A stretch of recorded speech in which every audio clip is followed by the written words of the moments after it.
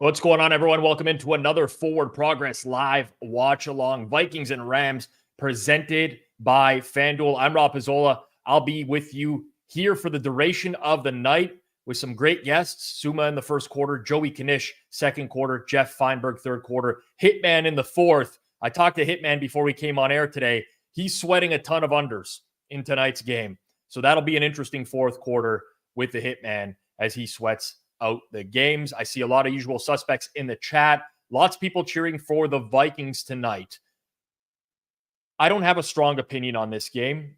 I think there's a ton of uncertainty with the wide receiver situation, the wide receiver room for the LA Rams. And I'm not telling you anything that you don't know. Cooper Kupp is playing. Puka Nacua is playing. In what capacity, we don't know.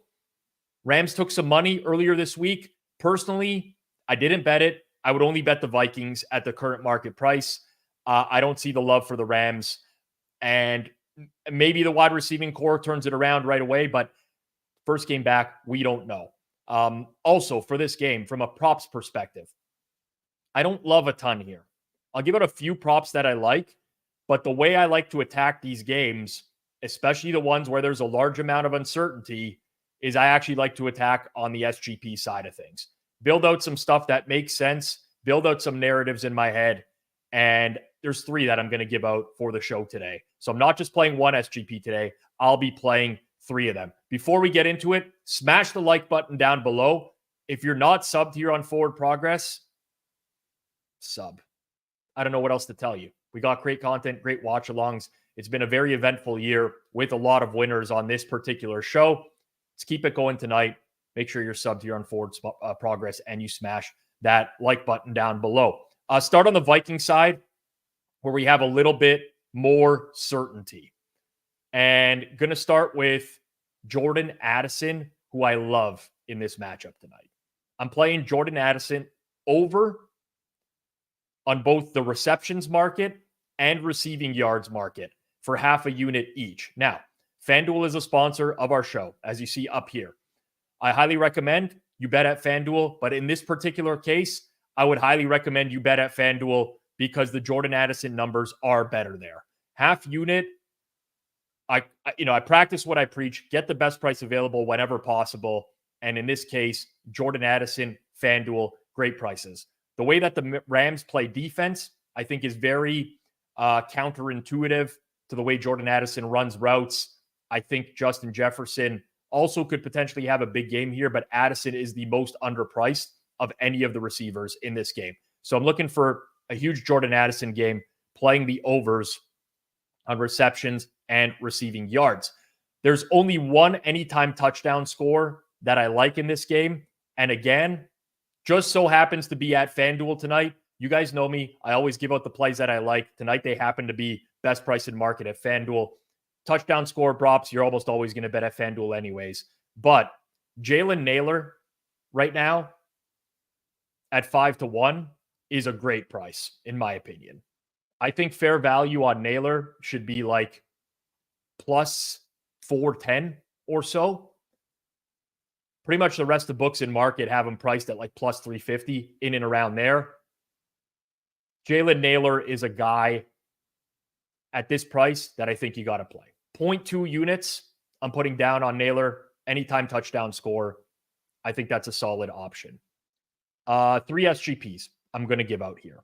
I see a lot of comments in the chat about some potential options. Kupp to catch a pass first drive. That's an interesting one, Scott. I do think that he'll get pretty heavily involved in the game in the early option here. I can't speak properly. Addison ladders, good. Howdy. I'll be getting to that shortly. Let's start with SGP number 1. I'm going to build it around the theme that Suma gave out in the Thursday Night Football preview that went out earlier today. And that theme is that Cooper Kupp becomes heavily involved in the offense in the first game back. And I like this as a theme because the Vikings blitz a lot. They send pressure.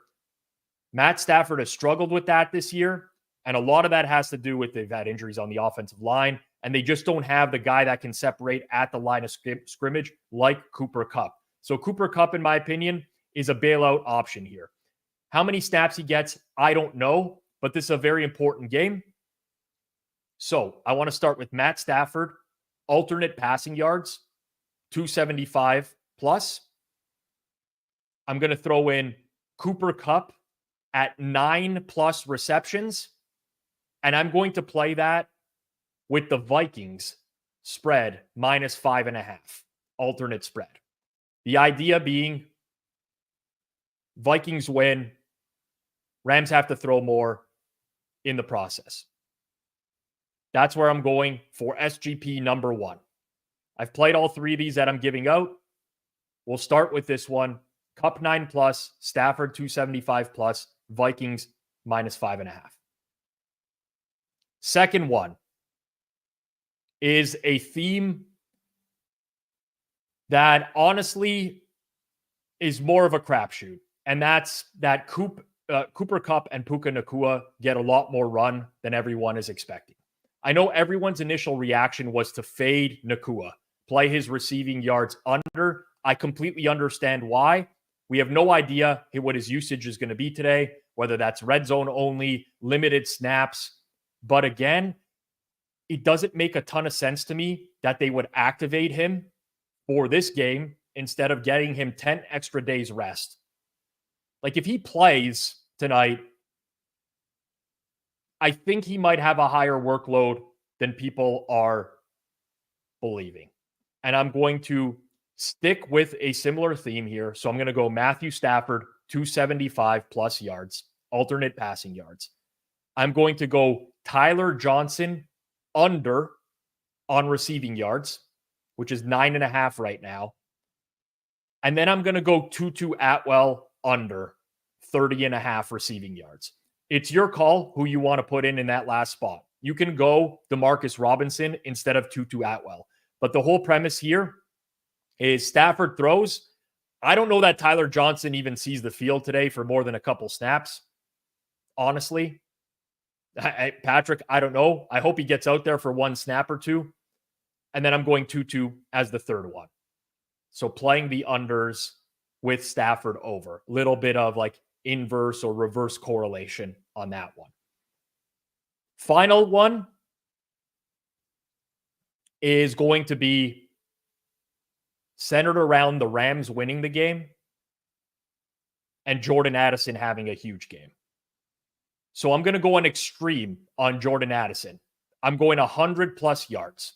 I realize he's only lined at 40. I'm going to go 100+, and I'm going to SGP that with the Rams on the money line. You could potentially go Rams further, alt spread, -2.5, -5.5, something where the Vikings are in a throwing game state for a lot of the game. But at minimum here, with Rams money line and 100+, you're getting almost 16-1. Jason, if you want to sub out that Rams money line just for like a -5.5 Rams so people could see what that looks like in terms of payouts, that's another option in terms of laddering this type of thing. You got it there. Almost 27-1. These are 3 that I like. Reminder, people, these are very much crapshoots. I'm doing this logically. I believe they're all an individual edge, each single one of these. However, your likelihood of cashing one of these is pretty low based off of the odds. So bet within your limits, bet responsibly. But I think that those are all good options for tonight's game. If that makes sense to everyone out there. Let's take a look at Cooper Kupp first drive to make a catch. I'm actually interested in that.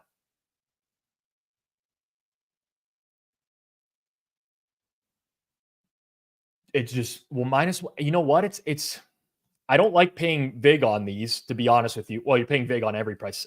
Let's say I don't like laying odds like -125. That one is very tempting as well. That one's very tempting as well. I'm going to lock that one in. I like the narrative plays like that. I really do. I really do. On the Rams touchdown side, listen, I didn't play anything. I was considering Tutu Atwell, but I'm concerned about his red zone snaps today. There was no one there that stood out to me that was going to be like a great option based off of where they're priced. FanDuel has a really good price on Tyler Johnson. I just don't see him seeing the field enough in order to bet him in this particular game. If you do want to bet Tutu Atwell over receiving yards, do that at FanDuel. Best price in market by a mile. If you want to bet Puka Nacua over, do that at FanDuel. Best price by a mile. I already gave out Jalen Naylor. I still think that's really good, even though it's moved to plus 490 right now. Okay, Bung. Addison anytime. Yeah, I mean, he does have a nose for the end zone, but at plus 170, let's see what we got best price here. I just 190 out there. It's not enough, honestly. Not enough for me to play that altogether. Kyron Williams, do any receiving or stay to pass block? Jury's out on what happens with. I don't have a good read on the Rams offense today. I'll just be very upfront with the audience here. I do like games with uncertainty. We go back to last Thursday Night Football. Talked about Denver ad nauseum in that game. Had some good looks there. But this one is very hard to wrap my head around. But games like this are the ones where you take some shots. Alternate receiving yards over on certain players that you think might get more run than others. The reality is nobody knows. There's not much info out there. We don't know. That's an opportunity for you in the market, for sure. Someone asked which unders Hitman is on. I'll wait for him to come on in the fourth quarter. What he told me was 1 running back and 4 wide receiver unders he will be rooting for today. Those are the ones. Jason, come on in. What do you got going on tonight? I talked a little bit about it on the show earlier today. It's funny because you and Suma are kind of lined up with the thought process of Matt Stafford, but I'm on the complete opposite side, and I like the Cooper Kupp look as well. I think we should also just lock in like 10 plus, 9 plus, 8 plus, something on the alt overs because you're in on it, I'm in on it, Suma's in on it. We all like that angle. But my question here is, what about the Matthew Stafford number makes you like that over so much? When I first saw it, the 242.5, that felt extremely high this year for Stafford against like the blitz, which he kind of struggles against, right? Like again, square opinion here, but this is just my opinion. I have a 2.3% edge on Matthew Stafford under 242.5 passing yards. So it's not necessarily liking the over. It's more so liking other things in combination with that over. I see. Interesting. Because I did exactly what you did here, where you I did the alt reception for Cooper Kupp. I did it up to 10 plus, and then I took his unders as well because that's like there's negative correlation there. When I feel like there really shouldn't be because, I don't know how else this team moves the ball without Cooper Kupp in the short game, and then also like they lean so heavily on Kyron Williams. I took both those and I took them -5.5 with the Vikings, and I took them actually -5.5 with the Rams again. Yeah. I don't know if that's smart, but that's just what I'm on. I get the logic. For me, Flores blitzes pretty heavily, right? And it is what it is. So I just think Stafford tries to get the ball out of his hands really quickly. It's similar to the week 1 game where Cooper Kupp was healthy and got like 1 million targets in that game. Yeah. Exactly. So that's sort of the logic right there. That's sort of the logic right there. But anyways, quickly, game's about to kick off. Yep. Technically Rams jersey tonight. Just going to throw that out there. Cool. Just want to remind everyone before I do a game clock run here, football's in full swing. There's no better place to get in on the NFL action than Fanduel, America's #1 sportsbook. Right now, new customers can get $150 in bonus bets if your bet wins. You just place any $5 bet, you get $150 in bonus bets if your bet wins. You can use your bets on spreads, props, live bets, over-unders, and so much more. We love FanDuel on the stream. Honestly, great prices for a lot of the stuff here, but a very easy product to use. Visit FanDuel.com/forward progress. Download America's #1 sportsbook. That's fanduel.com/forward-progress. You must be 21 plus and present in select states. For Kansas, in affiliation with Kansas Star Casino, or 18 plus and present in DC. First online real money wager only. $5 first deposit required. Bonus issued as non-withdrawable bonus bets, which expire 7 days after receipt. Restrictions apply. See terms at sportsbook.fanduel.com. Gambling problem? Call 1-800-GAMBLER or visit fanduel.com/RG. Call 1-888-789-7777 or visit ccpg.org/chat in Connecticut. mdgamblinghelp.org in Maryland. Hope is here. Visit gamblinghelpline.ma.org or call 800-327-5050 for 24/7 support in Massachusetts. 1-877-8-HOPE-NY or text HOPE-NY in New York. All right. Play clock after that first down catch. I'm at 29, 28, 27, 26, 25. Justin Jefferson's name came up on screen here, so the play clock is gone, but I'll keep counting it down when I do see it again. 15, 14, 13, 12, 11, 10, and the snap is off. I'm in Canada, as looks like Aaron Jones on the outside there. I'm in Canada. I'm watching on TSN rather than Prime. Probably slower than everyone else, but it is what it is. Such is life. Be hard to be on the same page with everyone else. Speaking of who's going to be on a slower feed than everyone else, live from Germany, Dusseldorf, I think specifically, it's Suma, my guy. What's up? Rob, 16 seconds today behind you. 16 seconds, that's it? Yes. Wow, that means I'm on an incredibly slow feed today. Incredibly slow. Yeah. You get a nap in today, Suma? Yes, absolutely. And to make someone very happy on his parlay, I'm going to crash at some point. There you go. We're 1 for 1 on the parlay on Twitter. Anything for you on the side or total in this game? Yes, I'm on the Vikings. Okay. Some decent numbers and yeah, hashtag Skol. Rooting for Moretto today. I think a lot of the chat is rooting for the Vikings. Cameron Curl is hurt here right now on this Justin Jefferson catch, which, nice the ball. Rams secondary finally got, back to full health. That was a good ball. Zone defense put it in there to the right spot. And I'd like to see Addison get a few more looks in the early going, but you know what? JJ, he's that guy. Cam Curl, that would be a blow. That would be a blow to a secondary that finally got healthy. I've heard second quarter might be very entertaining today. Yeah, so second quarter, Uncle K, Joey Kish from Hit the Books, is going to join us. He is a Lions fan, so I'm sure he will be hating on the Vikings for the duration of the quarter. But on top of that, there's obviously, I saw it mentioned a lot in the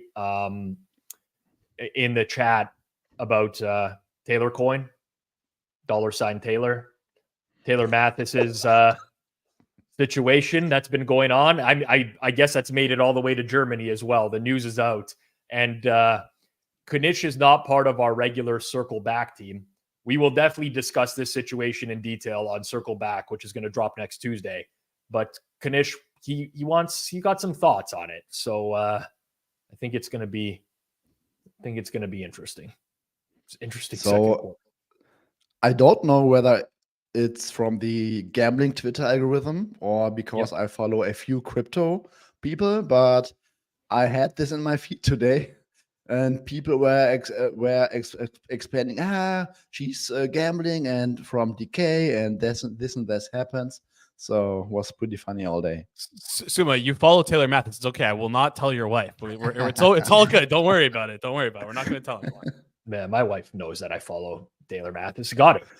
She's a big personality in the sports betting scene. Could not follow it. Thomas asks, isn't Tre'Davious White out tonight? Yes, he is. But Tre'Davious White is right now, I think I would be, if I said he was a shell of his former self, that might be an overstatement right now with Trey White. He just does not look very good. They got Darius Williams back a few weeks ago. Kobe Durant, Josh Wallace, Quentin Lake, all healthy. So yeah, Trey White is out. Trey White is out. I remember when Trey White was really good. It happens. It happens. So someone in the chat asked about cannabis. It's completely legal in Canada, correct? It's legal where I'm at. So Okay. I don't know if it's state by state or it's, I actually don't know whether it's federally legislated or provincially, but yeah, it's legal in Ontario. I now buy cannabis through the Ontario government. So okay, it's, yeah, it's good stuff too. I really thought, listen, don't really want to be like admitting to crimes live on air here, but I've been smoking cannabis pretty much, since high school. And everyone had like the local dealer that they would go to. I really thought that when they legalized it, everything was just going to get so much more expensive. And it really never happened. It actually was rolled out in a decent way. The weed is good. Prices are fine. They deliver right to my house. Like, I don't know what more I could ask for. Oh, interesting. Yeah. Yeah. Nice. Legal across Canada. There we go. The people are letting me know. Federally legal. Yeah. Yep. Are you dressing up for Halloween, Suma? Oh, not really. Not a big Halloween guy. Also, Germany's not big into Halloween like the US and I guess Canada. So there are guys are not into fun in Germany. What's up with that, man? There are a few Halloween parties locally, and kids are going around and playing trick or treat. But that's pretty much it. My wife has decorated a lot with pumpkins, and my kids might have fun. But I'm not the big time Halloween kind of guy. I love Halloween. I have Halloween and cheese on Saturday night. I'm going to be doing the pizza buffet. So hungover this week. It's a tradition unlike any other. The Sunday following Halloween and cheese with my friends is unreal. The Rams can't get any pass rush whatsoever right now. Like Darnold has so much time in the pocket to scan the field. Justin Jefferson 3 for 44 right now on this first drive as the Vikings are going to look to punch this in. Can we get a Naylor touchdown? No, not, what was that, Johnny Munt? I think it was Johnny Munt. Oliver. Josh Oliver. That would have been a decent touchdown. Payout. TD. This was, what a drive. Listen, yes. I mean, the Rams haven't touched the ball yet. So we don't know. Did Noops get one? That looked easy. Noops. Our guy Noops finally got one. Yeah, it was a great play. Congrats, what a design. Cross field. Oh, beautiful. Just was there any information on how many snaps Puka's going to play? No. 55 to 1 for Josh Oliver was best price I found on Fanduel. For first. So, yeah. Anytime was 12 to 1. Yeah. 12 to 1 best in market. Yeah. Anyone play 2+ TDs? Because you could have got like 200 to 1 on 2+. Oh, wow. Yeah. For FanDuel had 55 at post. 55 on first TD. Wow. Jason comes in and he doesn't even give the show sponsor the credit for best. Wait. I literally just rewind the tape. I just said the best prices at FanDuel. You said FanDuel. Sorry. I thought you said a different book. My bad. I heard something different. No, I heard something different. Back me up on this. No. Listen, I'll take it back. That's on me. Huge score for Noops. Back in business. All it took was one. Everyone, please. I'm live on air here. I try to be present in the moment. Tweet at Noops and let him know that you're proud of him. And the forward progress nails send their regards. Please do. He was looking for a big one and finally got one. That didn't come out properly, but it's fine. It's been said now. Okay, we bet Cooper Kupp to catch a pass first drive here, Suma, by the way, at -120. Okay. Good one. Rooting for you. So the worst play of the Vikings was like a Aaron Jones 5-yard one or something. I know. It was 8.8 yards per play. Yeah. Yeah. Aaron Jones averaged 5.3 rushing, 4 for 21. Nakua's in the game. And 3 wide on the left. This might be like a little screen pass or something like that. Do you know where the total closed? Yeah, got that up in front of me right now. Oh, Puka dropped it. First pass to Puka and he dropped it. What an idiot. Idiot. Depends on the book, Suma, but the market making books were like 46.5, 47. Okay, so under Steven late. Wow, what a drop. Puka Nacua is out for like 6 weeks and he looks homeless now. It's crazy. I don't know what's going on with his hair and beard, but well, they just threw another screen pass to him again. So like Puka heavily involved in the early game planning here.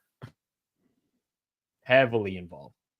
He does look it's so weird seeing him like yeah. Puka to catch a pass on the first drive was 250 plus. I wonder what his 2+ catches were. Yeah. Who was the guy that might be a little bit of Zach, maybe? Zach. I was going to say the guy who played Khal Drogo in Game of Thrones. The guy from I haven't watched that. What's his name? Jason Momoa. No, a little bit. Am I typecasting? I see it. Wow. That's a little bit. Yeah. A little bit. Levi says he suggested it. You ignore all my bets. Honestly, I'm gonna say this is a truth. I see comments in real time over the course of this stream. Levi's avatar is an L because he doesn't have an actual avatar, but it's in gray. It doesn't pop. Like Robert Clips is like a pink, and it stands out. Dev's is a blue. It stands out. Levi's is a gray. Was that just Tyler Johnson? It was. It's a real problem. My God. Real problem. That's a real problem. Levi, listen, I don't actually think in terms of color. I just want to point it out. But it doesn't pop as much. It's the last comment that my eye is going to draw attention to. Discriminating based on No, color. Here we go. No, this is not. I knew we were going to get into this as soon as I brought it up. All I'm saying is look at James C. James C's color is so crisp, like a nice San Jose Sharks teal right there. Beautiful. Stands out so nicely. Gray lives matter.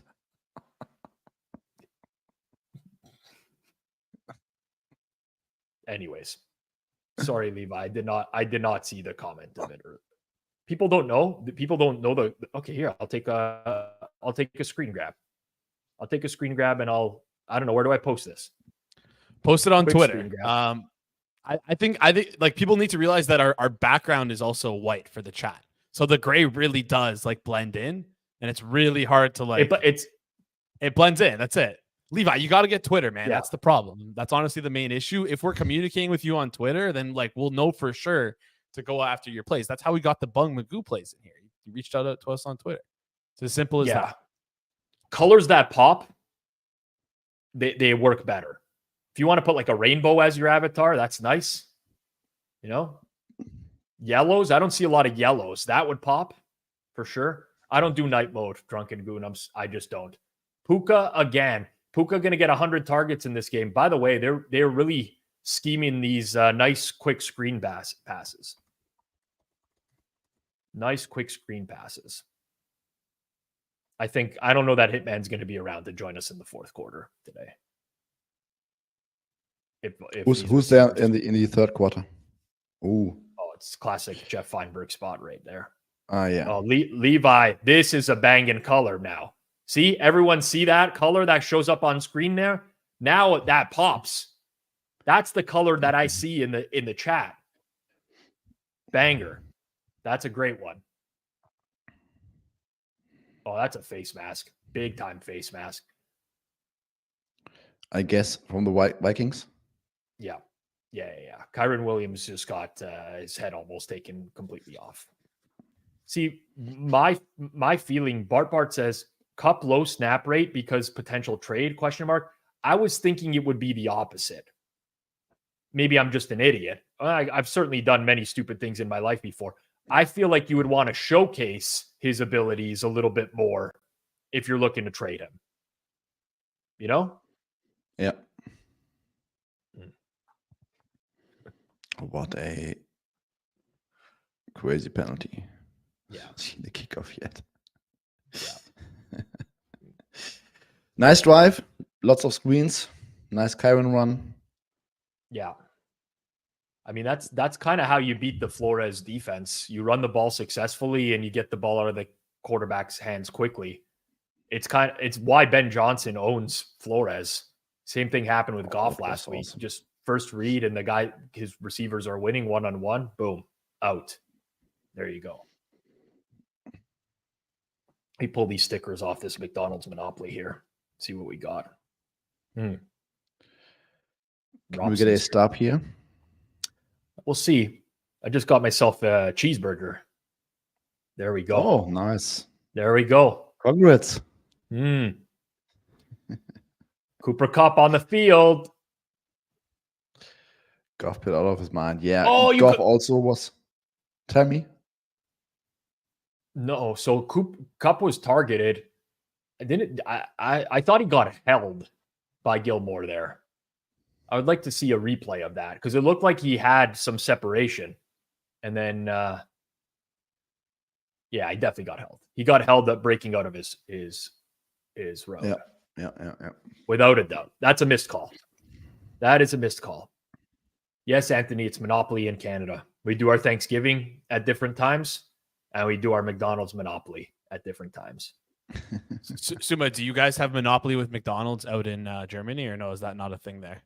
I know we've had it for many years. I'm not sure whether we still got it. So I guess it was always in December or something. I see. Okay. You're about to see a touchdown from Kyron Williams. Damn. Yeah. The under was a bad choice. Very good scripted drives. Very, very good scripted drives from both teams, I would say.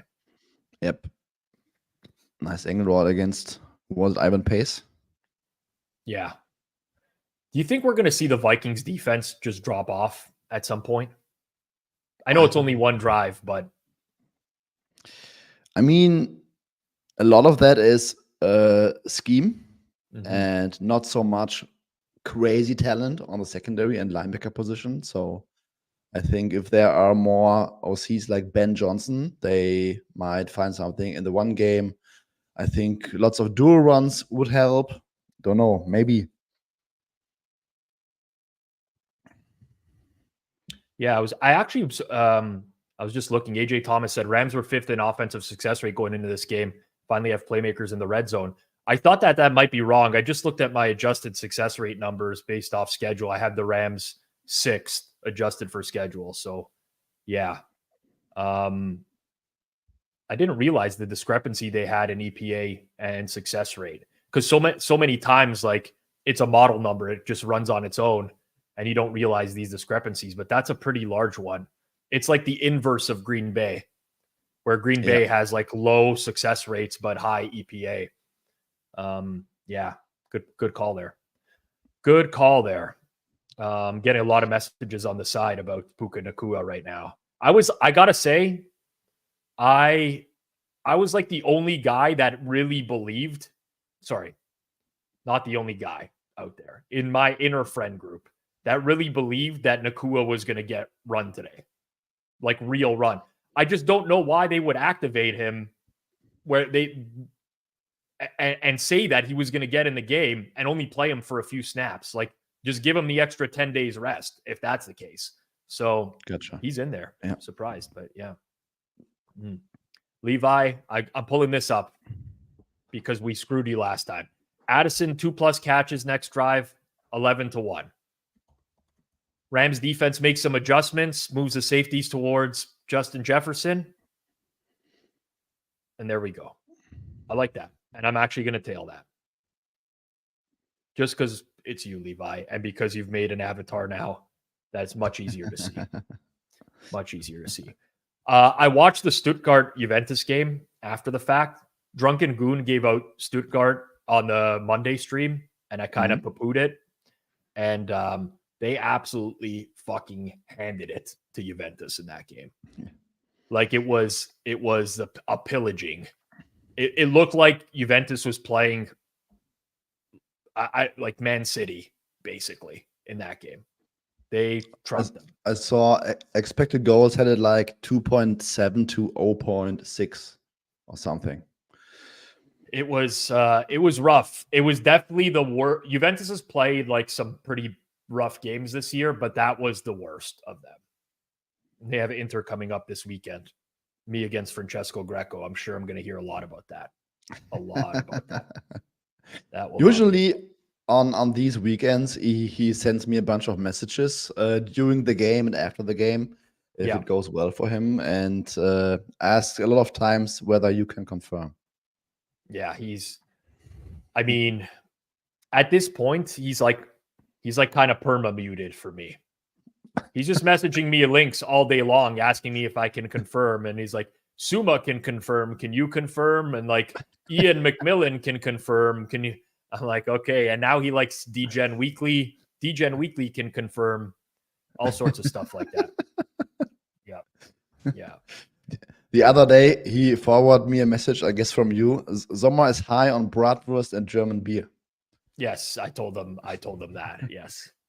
I occasionally have to send him a message so he doesn't murder me. Like can't pretend like I'm ignoring him at all times. The second period is over in Detroit between the Red Wings and the Devils. The flu was going around for the Red Wings today. I think I'm going to live bet the Devils third period here by multiple goals. Literally one player missed the game with diarrhea today. It's never good when that happens. Darnold. Addison. Okay. That's one. That's far shooter. Oh, Levi. Don Greco. There's one. It's a good thing you changed that rainbow, Levi. I might have missed it with that gray color. I might have missed it. Nice throw. Man, I'm so much behind you guys. Yeah, it's tough. It's tough. You don't even have a viable option. That's the problem. I could, you know what? We can't put it on Prime, right? Jason, I'm pretty sure we talked about this before, but it's not on Prime in Canada, right? It's not on Prime in Canada. You need DAZN. DAZN is just as slow. It's like a minute. It's like a minute slower than cable. It's horrible. DAZN is my source. Horrible product. Yeah. Not actually. You know what? Not that bad of a product. But no, it's a good product. But it's well behind real time. Is the exactly. Problem. Yeah. So DAZN is our only source to watch all the games over here. We have like 2 games on TV every Sunday. But DAZN is like the full package, like League Pass or whatever that is in the US or in Canada.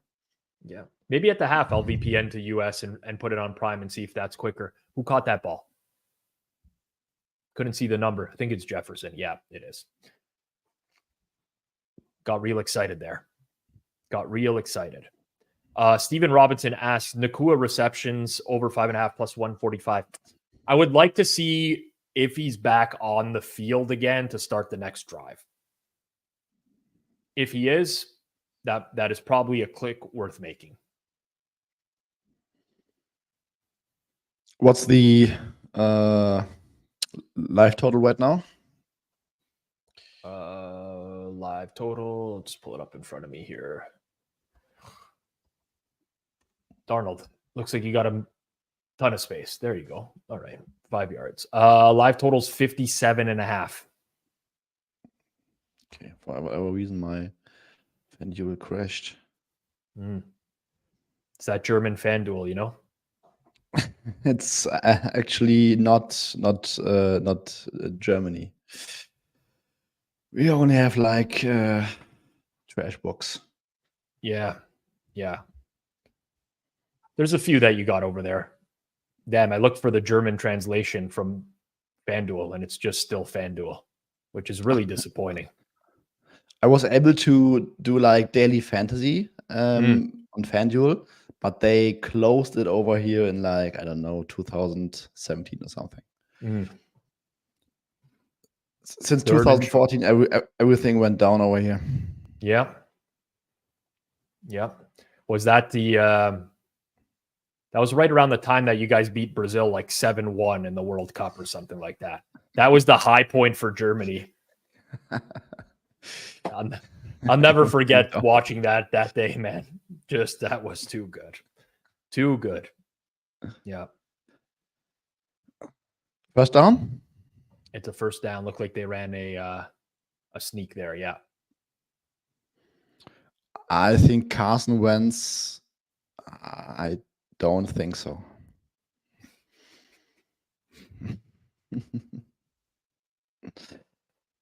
Come on, one more. The saddest soccer game I ever saw. That was amazing. The saddest game. That like whenever in especially World Cup where it's national pride and it's a blowout like that in an important game and they're just zooming in on fans in the stands and they're devastated. I don't know why I find that so funny. It's a soccer game. Anyways. Yeah. There is a video on the internet and it comes up like every 4 years now when the World Cup is going on. Someone I know, he was like the only person in Germany who did a camera interview and he picked 7-1 before the game. Wow. And that video on Instagram and YouTube has like millions of clicks, basically the German Oracle, and it was crazy. I wonder what the odds would have been for 7-1. Yeah, I honestly have no idea. I always wonder back in the day, why not just release like 100 videos right before game time, predicting every score, and then just delete the ones. That would be a classic tout move right there. I mean, that was gambling Twitter. Not exaggerating, like 8 to 10 years ago, people would really take screenshots of stuff and things got deleted all the time. Who is that? Addy? No, who is it? Can't tell the number. Sherfield. Oh, man. That would be another Trent Sherfield. We will take it. We tried. Honestly, Levi was a good bet. He caught a ball. We got greedy with the 2+, probably. Got greedy with the 2+. Trent Sherfield. 22-1 at FanDuel. Wow. Yeah. Wow. And like plus 900, plus 750, like 10-1 at some other shot. Like far and away. Wow. I'm not going to lie to you people. There was a 0% chance I would have ever played Trent Sherfield at 22-1 pregame anywhere. Well, there was like no defender somewhere close to Darnold in that pocket. I know. Oh, he's got as much time as he wants right now. These are the kinds of games I like, to be honest with you.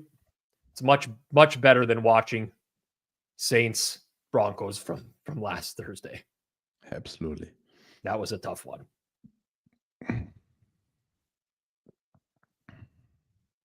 Three great drives. I would have liked to bet the over. In hindsight, defense is dead. I know. It's tough. Wait till Giant Steelers. Oh, you guys have Giant Steelers on Monday. Yeah, but so at least I have a bet on the game. That's what helped. Like Denver was fine. In hindsight, I'm overreacting because I bet Denver and they were winning. So it's okay.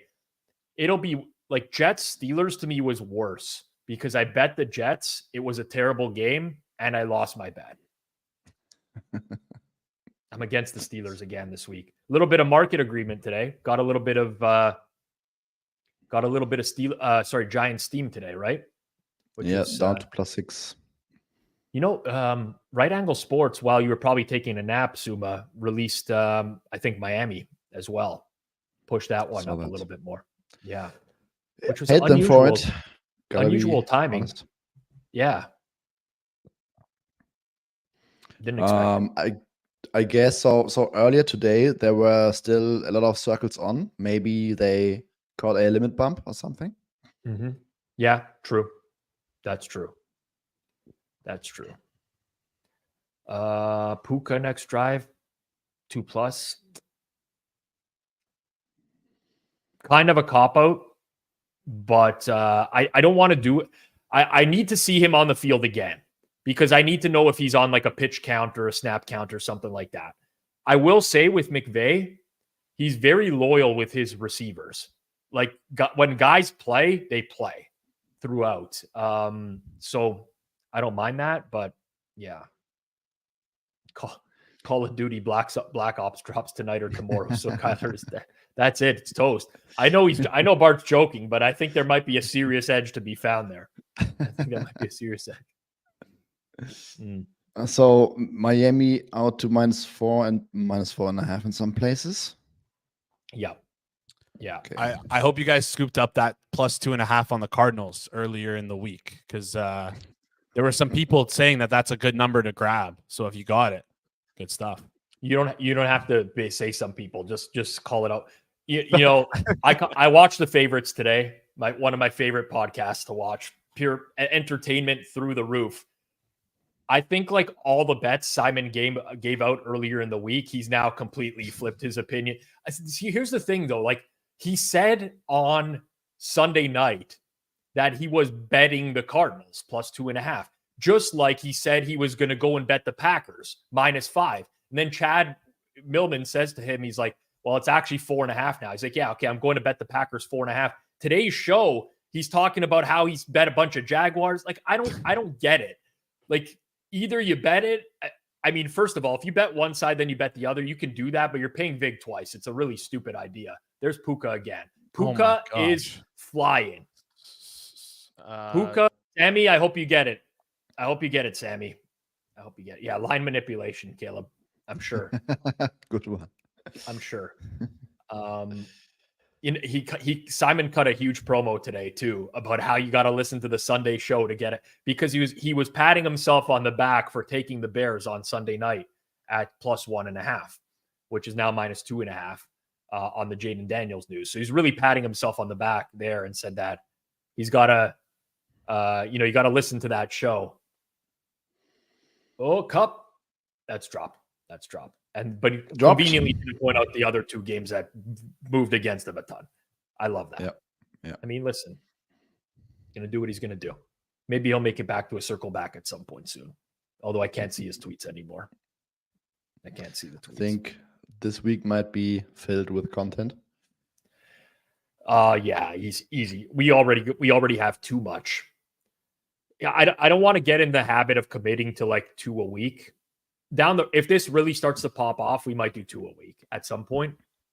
But then I don't want to be forcing it either. Like I just want to pick the best stuff, Yeah, so we'll see. We'll see. Yeah, we'll see.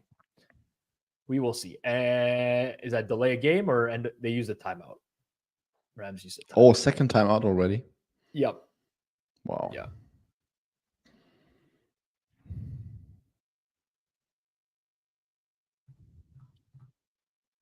Why does every offensive or every good head coach, let's say offensive head coach, always has the Achilles heel of just having one thing where they always fuck up? I cannot think of a single head coach who's like a good play caller who doesn't have their Achilles heel, right? I know. It's like Shanahan too. He just he can't figure out when to go for it and kick a field goal in like a crucial game every time. Honestly, Ryan's right. I think a lot of it is the Shanahan tree. That makes sense because they all kind of derive from there. So yeah, I mean that's what this was the first season though that McVay, I believe, actually has someone, an analytics guy who tells him whether or not they'll be going on 4th down. I think he's finally said to himself, like, we've made bad decisions in the past. Harbaugh's pretty good, I will say. Yeah. Fair. John Harbaugh's that organization's always been a bit ahead. I can't remember who the O-lineman was for the Ravens that I saw speak at Sloan like 6 or 7 years ago. He retired early in his career at like 28 or 29, but he had a very interesting panel about analytics and sports. And I honestly could not believe how far ahead the Ravens were at that point. And the way that Harbaugh would explain analytics to their team, there was like complete buy-in from them. Complete buy-in. Cool. Yeah, that was pretty cool. It wasn't Michael Oher. It was like an interior offensive lineman. I can't remember who it was. Very intelligent person. Very intelligent person. Was there a single penalty? Did you see a single penalty that quarter? No.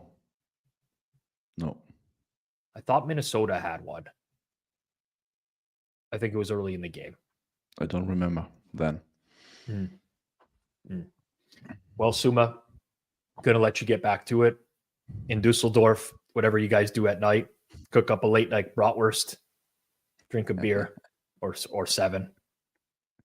I'll talk to you in the morning, my friend. Okay. Have fun, guys. See ya. All right. Suma, everyone. Follow him on Twitter as well. Let me just not butcher his Twitter account. I'm pretty sure it's Suma810. It is 810. 810. If you bet Uncle K to join from his couch at minus 5,000, you nailed it. Great bet. Bezek special.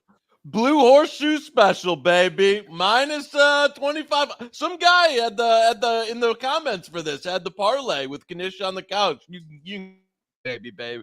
You can cash that all. To be honest with you, how many people we got watching right now? 350 or so. About half of what hit the books gets. That's good. Over the duration of the show, we do get more. Well, I mean, I'm sure it'll be a little nice bump for the second quarter. Oh, who's coming to talk Taylor Coin? Who's coming to talk Taylor Coin? Yeah, we've been wanting to talk about it all day. Listen, folks, if you're in for this second quarter, I don't know how much Vikings Rams we're gonna talk, but we got a lot of stuff to get to. I'll tell you that.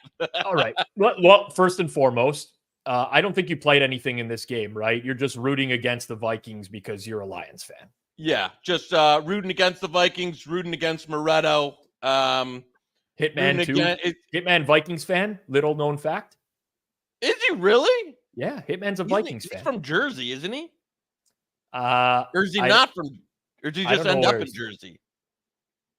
His origin story is. I did interview him on Circles Off. I should know it. All I know is that he was a gym teacher, right? Like that was his thing. He was basically betting at school while he was teaching gym class. Yeah, that's all I love the. Oh my God, I hate this guy. I need Tony. Oh my God, I hate this. Tony Cook. Yeah, followed by my God, I love this guy.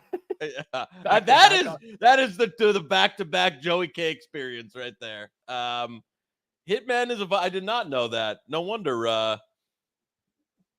That's why I played all those Rams unders tonight. Homer. Oh, yeah. Homer. The hometown fandom. I can see it. Yeah, he is a big homer. That was actually we just finished the first quarter, saying there's been great no penalties in this game. Immediately they open up the second quarter with a penalty on Murphy there, as Kyron Williams dancing around. All right, let's get down to business here. Yeah. Before we do, I just have to say something more than 3 words. What happens now? What happens now? So somebody hit the. Can we get a mute button on the show? Okay. There we go. What do you got in your hair? What is that? What is this? I just showered. What are you talking about? You might want to learn a thing or two about. We call that the GRP look right there.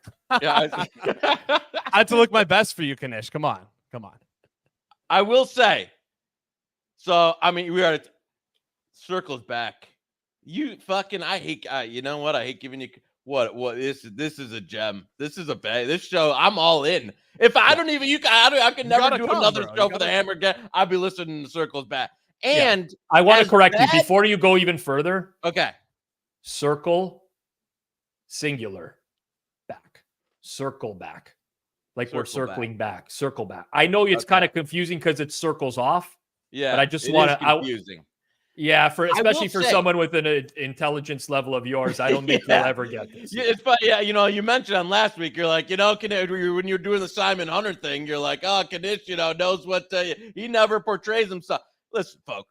If it would take about 60 seconds if I was trying to be like, oh, I have my own quantitative model. You listen to me, but that ain't true. Just like the Simon Hunter thing. This is not. You know anything about gambling? That's not going anywhere. But I've also done a ton of content with you on Circles Off, where like we've talked about you moving through kiosks and stuff like I don't. Anyways, yeah, I think that guy came directly from the Action Network, honestly. I think to comment on our Do you think I wrote some notes down, I think, in my phone about what asked circle back follow-ups. Yes. Do you think Millman is in on the Hunter bit? Do you think or do you think he believes it? Like he believes what he's selling? I think he actually, I've thought about this a lot. So, it's very complex. By the way, I gotta say, Puka Nacua has 1 million touches in this game already. Like, yeah, he was like, oh, he's gonna be on a snap count, very limited, very limited. All right, just getting him the ball it's like they designed the entire game plan for him. Never mind, very limited. I want to watch a snap in the red zone here, and then that Jefferson necklace. I did not. I missed it. I was looking into the camera. You missed the necklace. Yeah. But Jefferson, he's a bling guy. I watched Receivers on Netflix in the offseason, which was great. So good. Bling. Where are you at on wearing jewelry during the game? Didn't that used to be like a penalty? Watches were hot for a minute, and then it faded out. I don't know. I honestly don't care. But I don't know. I've never even really thought of that. Where am I at on wearing jewelry in the game? It's like never really crossed my mind. A younger Joey K used to have earrings. Yeah. Yeah. I totally believe that. I'll send you a picture. I actually think you could pull that off. It was during like the Jersey Shore, like the takeoff of Jersey Shore, and I was going all in. I was like, oh, I gotta go get some fake diamond studs. I hope you don't find this offensive. You may. I don't care. I'm just going to say it anyways. Yeah. You kind of have like a round head, like a caricature type of head, where you can pull that off. Like Lawrence Taylor type of head. Lawrence Taylor's got earrings as well, and it totally suits him. I think you could pull that look off. Now, you know what? I might bring. I feel like it's way out though. Like it's done. Yeah. But you know what? You could be the guy that brings it back in. I could. I've got enough influence now. Although doing a show with Powers, Powers might just not even do that show with you anymore. Like he's so far removed, far removed from Powers. The earring Sometimes scene. I feel like I'm talking to like my great uncle or something. He's only like a few years older than us, but his takes are like straight out of like 1964. Well, it's like I love Powers. Me too. Honestly, he's such a great guy. For those that don't know what we're talking about, hit the books over on YouTube. Check it out with Kish and Powers. College football betting every week. Powers is like, he grew up on a farm, right? Like I asked him one time, I'm like, you good to meet at 9 a.m.? And then I'm like, oh shit, that's 6 a.m. your time. Don't worry about it. He's like, no worries, man. I'm up at 5 o'clock every day. I grew up on a farm. Like, I'm like, oh, sure. Like we can do that later on. But yeah, he's just a different character, man. I can't remember which woman he said he didn't find attractive on Hit the Books like a few months back. It was Kay Adams. Which is the craziest. Oh yeah, too skinny. that is literally the craziest take on earth, by the way. Too skinny. He likes a little bit of farm thick in him there. Yeah, you were good. It was Kay Adams. Yeah. I love Powers. I think what he does is great. Great opinions. Great guy. Great everything. His opinions on no, that's just on the women. Worst take. Yeah, to each their own. Not even that, but just Kay Adams is not it. Is like, come on. Corn fed, baby. Farm thick and corn fed. That is how. That was a wild take. You don't get that out of him too much, but I was able. Yeah. What did Brad ever give a take on Taylor Mathieu though, or no? I don't think we've hit. We're gonna Stafford. Hello. Wow. play, Was that Maddie. the cup? Wow. Wow. There's the cup reception. Holy smokes. Hello, Maddie baby. Stafford. I'm 5 Are we ahead? Are we you guys ahead? there. We're ahead of Knish. Yeah, he doesn't even get the Wow. Prime feed. He's doing it on some like Are you on illegal streaming? stream. Is that Yeah. why? I'm on Mathis streams. Okay. Powered by Taylor Coin. Yeah. Knish, so as a Detroit guy, Yeah. what is the feeling in the city around Stafford? So right after he left, I think people were like, like, good for him, we're cheering for him. I think his wife has kind of his wife is one of those. One of those. We can leave it at that. Yeah. Yeah. And she had something where like people were yelling at her in the stands and her kids or something, and then making a bunch, so I would say it's soured since then. And where especially because the team was never really great, and now it's like legitimately like great. So yeah, I would say things have not like he's like, hated man in town, but it was like like we're rooting for him. That's kind of all gone out the window. Well, because I think that the city, listen, I don't live in Detroit, but I know a lot of friends who are Lions fans, and I have some friends who live in Detroit, and the city really likes Goff as a quarterback. And I'm like, I think to myself all the time, if Stafford was on the Lions, they would be the best team in the league, and I don't even think it would be remotely close here. I know Goff can run that offense, but Stafford would just be unreal if he was still in that city. Man. So I think these guys talk about Goff like he's amazing. But in this system, in most games, he is. It seems. But Stafford is just better. Period. Yes, and like it's not like he can be in that system better than Goff for sure. If you wanted in an NFC Championship game, fourth quarter, who do I want? Stafford. But it's almost like a regular season versus like late game playoff. If I'm outdoors in a playoff game in Philadelphia, yes, I want Stafford. I don't want Jared Goff. But week in, week out, Goff has had like 3 incomplete passes in the month of October.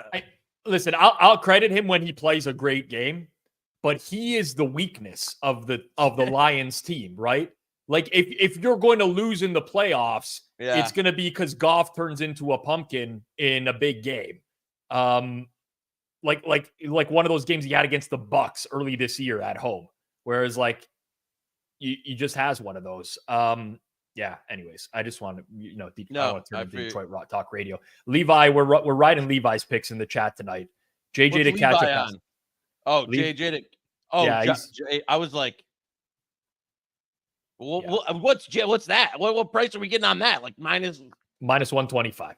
We do this every stream. We play this market a lot for it's you know what? We know what we're doing here.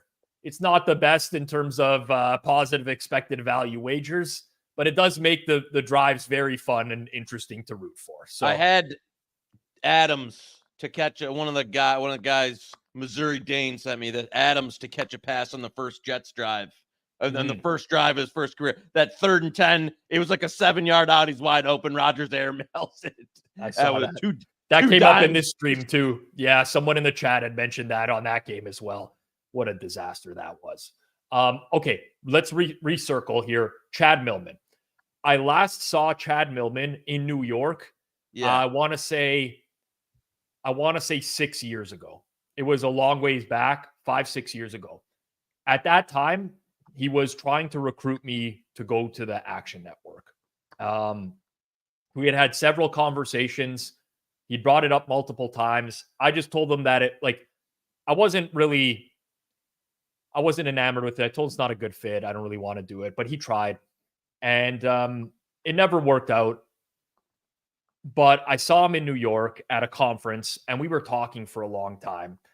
And he's like, listen, I understand you have a problem with the business model, like what we do, right? We put out a lot of content, but this is what we're doing to grow our business from a business. He's very honest about that. And he's like, what would you do differently if you were in my situation, given the fact that our sole goal is to grow this as large as possible? Yeah. And I basically said to him, if that's the goal, I wouldn't do anything differently, because, you know, you just want to build an SEO monster. You want to put out content that caters to the masses. Fine, do that. I get that. But so I think with Simon, part of it is that he sees a guy that he has a good rapport with. And I just think over time, he's honestly almost become delusional as to who he's dealing with. Like, he cannot, I mean, some of the stuff that this guy says, you know, consulting for teams during the NFL draft, telling them who to pick in the first round, like the story about how the getting extradited to Hawaii, like this stuff is, and I really think that Simon Hunter is just a mover in Atlantic City. That's what I think he is. I think he gets information and he goes and bets these plays. And I mean, there we go. Justin Jefferson, by the way. Easy as a easy winner. Baby. Easy as it would get. Levi's hot. Levi's hot. He definitely, I mean, ever since he changed that avatar to a rainbow, he's been cashing. He's been cashing hard. But so, yeah, that's my thing on Chad. I honestly have no idea, but I do believe that he doesn't think it's a grift from Simon. I think they're buddies now, and he can't see through it. It's funny because people ask, I didn't even think Hunter was like, I feel like you're giving him a little bit more credit than I would even give him in terms of like thinking he actually bet with professional. I don't even know if I'm on that train. But yeah, it's a weird, like, because it's been going. I can't believe they're even still doing that. I mean, maybe it's big. It's big. People watch it. But here's the thing, Kanish. Like, I'm not going to claim I'm the most well connected person in this industry, but I'm very well connected through betting different sports. You know, through all the things I've done in the sports betting space, I'm very well connected. As are you. You've worked with so many different bettors in the space. I have never worked with anyone that even has a fucking clue who Simon Hunter is. Right. How did he even get on with the action on the show in the first place? I don't know. There needs to be a documentary on this. It has to. Yeah. Somebody's got to just follow that guy around for a week, and I need to watch it. I need to see what's going on there. I will. One second. Kyron Williams to catch a pass. Oh, Levi's firing. Vikings blitz. What's the price on that? They beat it with a screen. Levi, 230. Now he's feeling himself. He's starting to go up. He's getting a little juicy. Yeah. Okay. Yeah. So that's it. I don't know, but I am good. I will continue. People think it's like I'm doing it to boost my profile. Like, this is what gets me all the time. Like, Rob goes after Simon Hunter to like boost his own profile. It's like, no, I work in this space. I've actually been betting for a living. I like to call out bullshit when I see it, and that's it. Plain and simple. And yeah. Woo! They are. Just checking scores from a couple of beatdowns on the college gridiron tonight. I saw a pick six in that Pitt game really early. Two sixes in the first quarter yeah. for our man Kyle McCord. I see my man Joey Toons kind of like did a little pass posting there, you know? Oh, no, he didn't. He just said they played over 61 in that game. We make it 68. Big edge there. I don't know if it's going to get. I mean, I guess we'll see what Cuse has in the second half, but 3 pick sixes now is what Pat Kappa says. Oh, it was a third. I was scrolling down. I didn't even get to the third one. Yeah. Man, that is quite a night by Mr. McCord there. Anyway, circle back. Yeah. Okay. I'm going to give you the platform to say what you want to say about Taylor Coyne. I'm I wouldn't. I don't even know if I want to get into it too heavy to ruin the circle back episode. I'm not going to state my opinion on this right now, because also I've been doing some. I take this very seriously. Okay, so when we're commenting on tweets, oftentimes we speculate, but this is a big one, right? And this is someone who's grown a large following in the community, where I don't want to do as much speculation on this show. I'm doing some investigative journalism right now. Let's put it that way. Gotcha. So I can come prepared with some more facts. I actually got a message before the show today about some stuff that relates to this, which I'm going to look into as well. But it's like the beauty of this show, Kanish, is that the content writes itself, dude. Yeah, There is never a dull day. No. And I tell you, as bad as Jason is on this show, he kind of works on Circle Back. You need the guy with the annoying, like, I need that guy in the round table who, like, I fucking hate this guy's takes. But I want to hit, like, I want to hear more. Him. Yeah. Like, I'll say this. Only one person on that panel called exactly what happened over the last week to the Taylor Mathieu coin. That's all I'll throw out there. Only one person. You might not like the opinion, but it was the truth. No, Thank I you very know, much. but that's what I like. That's what you need. Like, when it's round table format, you need to have that guy. It's like, fuck, this guy's annoying me. I hate, like, what is it? Why does he stay in the stupid? But if everybody has the same take on something, it doesn't. So you need that one guy who's like, what is this going on about again? So it kind of works. I will say we are going to shuffle it up going forwards, because a lot of the topics will, like, let's say, resurface again down the road, and it could get stale when you have the same people giving the same takes regularly. So we do plan on shuffling it up.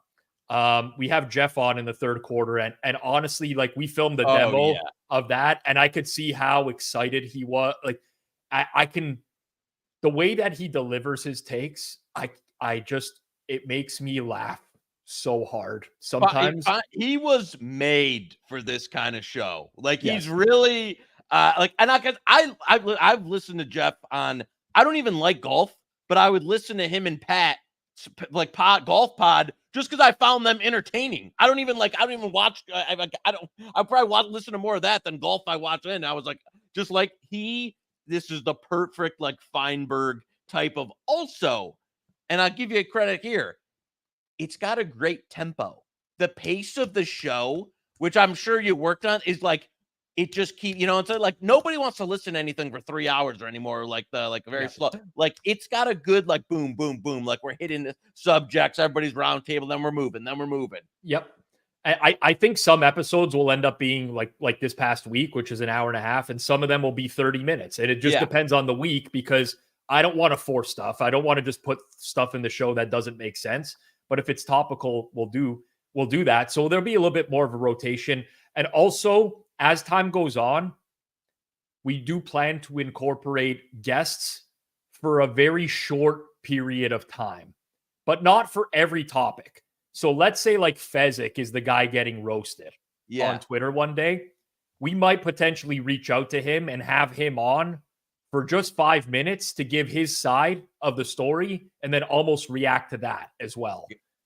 To try to. No, I like that. I like that, because one thing we learned when we did that one circles off, calling out, like, the worst account, is, like, people can't stand getting trashed with, like, no rebuttal. Where, like, everybody who was mentioned in that episode then was, like, having something to say, like, had either tweeting or, like, DMing us, or, like, people want to get their, like, courtroom rebuttal there if you're coming to that for most part. So I like that. Yes. So true story, if you want to laugh it up and bring it up to him at some other time. But we filmed a demo for this. We filmed a few, or, like, some of them weren't exactly demos. They were kind of like almost like a table read, where we just kind of discussed how the show was going to be and stuff. But one demo we filmed, the first group of people I dropped it into was our forward progress talent. And the final topic in the show was something about Hitman. Almost, I think, a beef with Diggs or something like that. And I filmed it, and exactly what you said. Hitman hits me up on the side, and he's like, "I'm sorry, man, this can't make it to air." And I'm like, "It's not going to. But if it was you that was part of some sort of drama that goes on, guess what? We're going to talk about it. Like, no one is safe. It's got to be that way. It has to be authentic." And he's like, "Oh man, I would have been like, love to give my side of the story." I'm like, "Okay, I get that. That makes sense. But also, shit's going to happen sometimes where it's just going to go to air and we're going to give opinions on it." The key, though, is to keep it tasteful. It's got to be tasteful, right? That's to me. I don't know what you think about that. Oh, by the way. Did he do it? Yeah, we got Kyron Williams. Quick screen right there. Levi. I mean, we're going to have a show. Remember when we had Luke's locks on the hammer? It's going to be Levi's locks going forward. I know. We need that. Yeah, I'm about to hire this guy to give picks on Hit the Books so we can get us back to, do a live watch along, Hit the Books, and make 20 units, and we're back to square. He might have to give out 100 picks, honestly. He might have to. Have you been tanning? Why is his face so? Are you like going to tan? What is it? No. He actually got really nervous that you were coming on tonight, and trust me. You don't get stars on this show every week, so I understand. I try to ignore Moretto for the watch alongs, but this one, after today's content, I said I'm in. No, fair enough. No, I just do this crazy thing. It's called going outside to get a tan. I don't know. That tells me all I need to know about your betting. That explains a lot. You spend a lot of time outside. You see how me and Rob, we don't got a lot of tan on us. Let me tell you, not many sports bettors I know have a much natural skin color, if you know what I'm saying. I know. I don't claim to be one. Don't worry. I'm Mr. Square here. I'm not afraid of saying that. Hey, but let me tell you something. You're feeling. Keep the circle back going. You found your niche. It's not really producing. It's not really doing what this show, but it is giving horrible takes on there that make me want to die. And that people listen. Skip Bayless made a career out of it. Yeah, but those talked about that this week. You know what the best part of it is though, is a lot of the Skip Bayless, the Clay Travis stuff. That's all like fake. You know what I'm saying? Like they're playing a role. Jason actually is, he believes these things. Yeah, right. Sure. Which is the best part. It's authentic. It's real. I love it. Yep. Yeah, I believe a lot of the stuff I tweet too. So that's what I'm saying. That's what, when Rob was when I was first here on the show, I was like, I can't believe you're putting fucking Jason on this show. Like, listen, I was a doubter. But listen, there's a reason why you don't direct content, or you're not the one who picks who goes on content. I'll say that. So, but Tony, I'll have you by halftime, baby. But no, I was like, no, but it really worked. Like, honestly, 15 minutes in the first episode, I was like, this show's a banger. Like, I'm in. I was as in as you can get. Like 10 minutes. I probably texted Rob like 6 minutes into the first episode. He did. He actually did. A lot of people did. I actually squashed a long-standing beef with Jeff Nadeau this that week. was great. Yeah, I heard that. He reached out to me separately. First of all, he put out a tweet that just said, like, I know Rob Pizzola hates me, but this Circle Back show is funny as shit. Something like that. And then he reached out, DM'd me, and said the same thing. And I said, listen, Nadeau, I came after you many years ago because you were recording some fucking preseason NBA picks in your car with like numbers that weren't even available, but it was in the past. Appreciate it. He's carved out his niche as well in the space, like the crime drama stuff. He loves to do it. Anyways, it was incredible. Next thing we need is Jason, when you wear your jerseys on the night, like when the team fails you, the team you bet on, you just got to walk over to the garbage can and throw it, but fake throw it in the trash. Like the trash can's you know how it's always empty. There's nothing else in there. It's a fresh bag that he's just picking out. Skip Bayless is the biggest wannabe loser, but it is a good gimmick. Just want to also update people. Levi wants to watch this drive. No play. What? No play. What is this guy like? Does this guy on every stream? He wants to every stream, and unfortunately, that's the way to have the nails turn on you. You win them a few bets, but you gotta keep it going. You gotta keep firing. I need to watch this. It's the end of the second quarter. What do you need to see? Yes, it's the classic right angle sports show. The old cancel. Line it up, cancel. The chips while he's up. He's getting now. He's getting nervous. He hit a few. He's getting a little gun shy. That's it. Defense is starting to step up here. Jared Verse looks like, Jared Verse's pressure numbers this year are absurdly high, but he's generating no sacks. He could come on here strong and win like defensive rookie of the year. I was just gonna say a little defensive rookie of the year, a little pour one out, Lockie Lockerson, award take there. You'd still talk to Lockie? Yeah. You move in any of his stuff, or I'm doing a little bit. But he was asking me the other day about NHL props. Speaking of, I didn't even know this, by the way. Jared Verse is the favorite. I didn't even have any idea. Oh, is he really? Yeah. Abort. Cancel. You got any pizza pucks going tonight? I live bet the Devils, and looks like they're losing to a team that's full of that has a lot of diarrhea basicly right now. I don't know if you caught that. Albert's Red Wings, not because Albert cheers for them, but there's some flu bug, and but does not seem to matter. Was on the Jets at like 125 or something like that, and then the over in the Canes Flames, which you can probably get a better price than I bet because it's scoreless through 10 minutes. So yeah, let me see. I didn't even log in to see. We are pretty slow to start the year here. Usually I catch edge work in the morning so that I can fade Moretto and Albert. That's like a big thing for me that I like to do pretty regularly. I actually just joke about that. Albert's the true fade. Moretto's actually fine. I just don't like to give him a lot of credit because he's a Habs fan. Albert is on my shit list at the moment for reasons we can't discuss on the stream. I tell you what. But yeah, I saw him wearing that stupid fucking neon outfit the other day, walking around.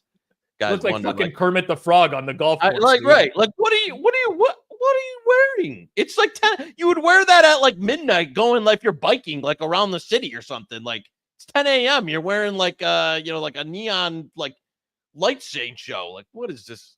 Moretto is a great totals man. Albert's. Yeah, well, yeah. Well, Albert's trying to fill the role of. I think that content works well when there's a heel involved. Yeah. Right. And like Jason is the heel of this show. Right. It gets the people really fired up. They start chatting whenever he comes on screen. People lose their mind. Levi wants Puka. Puka minus 110. Next drive. He's back in. Albert is the heel of edge work. Albert is a big heel. Big time. And we got to go that way. That's a go, by the way. That's a go. Yeah, that's a real go right there. A real go. Okay, Taylor Coyne. I'm not going to give my opinion, but you can give yours if you want. Here's what I think happened. Whatever, she didn't want to do all the, like, I don't want to do this. And I can see that of like, I don't want to spam this coin every day. I don't want to do, be in this Discord chatting with a bunch of, crypto, the weirdos and stuff like that. So I get it from that aspect. Here's where just don't rug pull. Don't do anything with the, I would almost guarantee she wasn't aware that because she had sent the wallet, she would knew if people she sold it. So I think she was just trying to slide out the back door. People saw that she dumped it. The coin absolutely gets slaughtered. It did come back a little today, apparently. But she might have rebought today. I think she did. Yeah. She bought like $6,000 worth of the coin at like the very, very bottom. Didn't say anything. Very weird series of events. Very fucking weird. $9,000. Yeah. Robert Eclipse saying $9,000. Is it? All right. I know where you're going with this. No. Okay, I'm not going anywhere. I'm saving this for Tuesday. I have I have a lot of thoughts about this situation. For Mhm. people that don't know, I was like an early adopter of crypto. I've told this story a million times. I sold like 40 Are you in Bitcoin. your basement? That 20 Bitcoin basement? I just got an offer on this house today, a little bit above market price. So maybe the basement was maybe the basement. Yeah. It was the selling feature. Honestly, it shows really well. People walk down there. You can picture yourself, just fucking. It's anyways. Long story short, I've also been heavily involved with crypto Twitter. They are worse than gambling Twitter, but exponentially worse. And like, you do not want to fuck around with people on crypto Twitter. Gambling Twitter, they'll block you. This is another level of like incels, basically. Yeah. Crypto, you do not fuck around. And whether she did it knowingly or unknowingly, which I'll give my thoughts on, she fucked around and she's found out now. Yeah. And it's a real problem. It's 100 times worse. I think we're missing some zeros, man, on that. Like, these are people who have never seen the light of day. They don't show their faces. They're all anonymous. It is the dumpster of Twitter as a whole, crypto Twitter. So, I mean, 99% of crypto, it's true.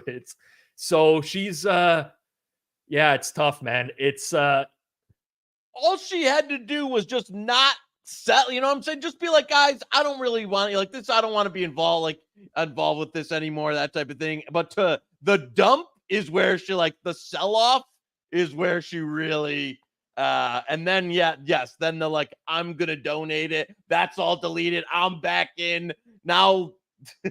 DK's profiles, just incredible 24 hours. Yeah, I someone who's regularly in this chat, one of the nails, said I could say this, but I won't give out the handle or who they are because I don't want to.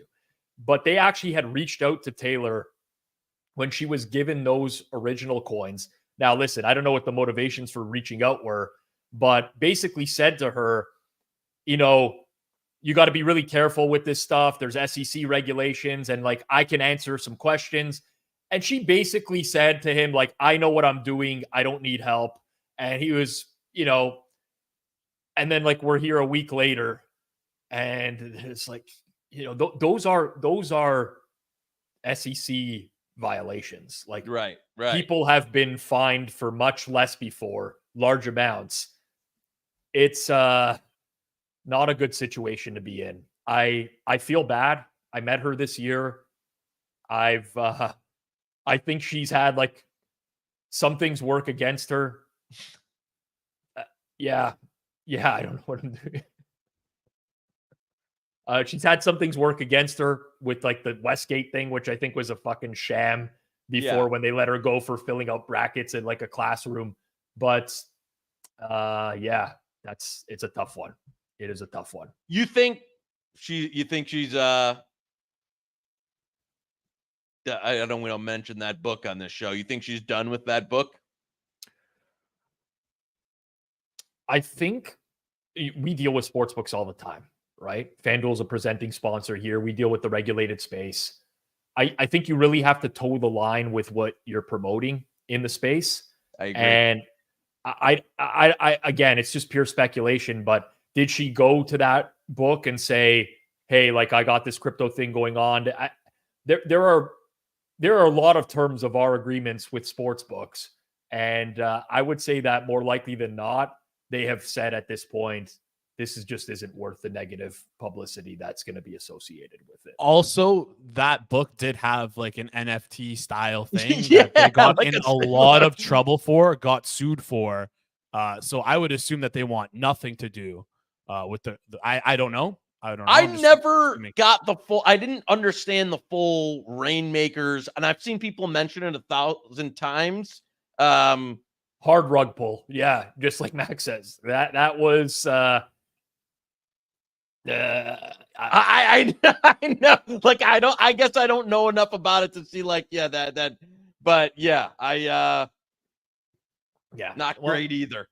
Not great. Not a great situation. Kupp with the catch here. Flag on the play. We need We still need Puka to keep the Levi streak alive. Yeah, Puka's got to get a catch on this drive. He's got to catch one. Levi's been hot, though. Yeah, I mean, Benjamin says, someone said they cut her. The problem is you can't really trust any of the stuff you see here. The fact that it's removed from her profile should be enough for you to... Yeah, you would infer that pretty much... Yeah, we'll see in the next Walking Bets video who it's presented by in the first 5 seconds, right? If that still continues. What I mean, in the few weeks she had been with them, they're like sending her all around the world. They're sending her to the sideline. Like, what a dream gig, cake like gig you're getting paid for. And then, but the reality is, Kanish, she's just gonna find another one of those easily somewhere else. Yeah, and maybe not in the bet. I think she wants to be in the betting space, but she has enough of a following now where she is gonna print for life. Yeah, I mean, yeah. As long as it's not like a racist or prejudice type of thing, it's. I tell you what, she could also always do. I agree. I know where you're going. It's 2 letters. Way more than any of legitimate or any of the sponsorships. She always has that option. Yep. I don't know if you guys know who Karina Koff is, but there is now a massive gap in content in that space. So. You guys would know. Chat will know. I've heard the name. I don't know enough to. She was like the biggest creator, and she like made $60 million over 3 years on OnlyFans, and she just retired. So I love doing the most, like literally like nothing. She literally did nothing. She was just like a big YouTuber, made the jump, and made a killing. You almost. Chosen says she blocked me. Well, listen, like some guy on the internet called Chosen Sports is asking for OnlyFans links. I mean, you might get blocked. It might happen. I mean, listen, I wouldn't blame her one. I mean, you can life-changing money if she did it. So she has 200,000 followers. Convert 1% of that at like $10 a month, and like she's already like that's low. That's so conservative. That's a very low bar. Yeah, that's so conservative. And there's so many people that don't follow her that like links that get shared in group chats and stuff like that. And exactly. Yeah. Listen, I'm not suggesting it depends whatever on she wants to do. Yeah. I'm not suggesting that she needs to do that, but I'm suggesting that she has enough of a following now that she can monetize in any way, really. Yeah. And Walking Bets is actually one of the most brilliant ideas ever concocted in the sports betting space. I will say that. Oh, that's a big injury right there. That looks like Darasaw. Oh no. Calling a card out. Moretto. Left tackle down, holding his knee. This is enough to like live bet under, in my opinion. Let's see. Oh, he got rolled up on. High ankle sprain, I'm going to say. I would say that's bad. High ankle sprain is probably best case right there. Yeah, that knee looks like he's holding the knee. He's holding his kneecap, right? And the guys are on knees now. That is a big blow. Yeah. Their backup left tackle would be normally Walter Rouse. He is out. He's not active today. So I'm guessing Brian O'Neill, the right tackle, might move over, and Quisenberry will play right tackle. That would be my guess. Oof. That's like Viking season type of stuff. Star left tackle. Yeah, that's bad. That's real bad.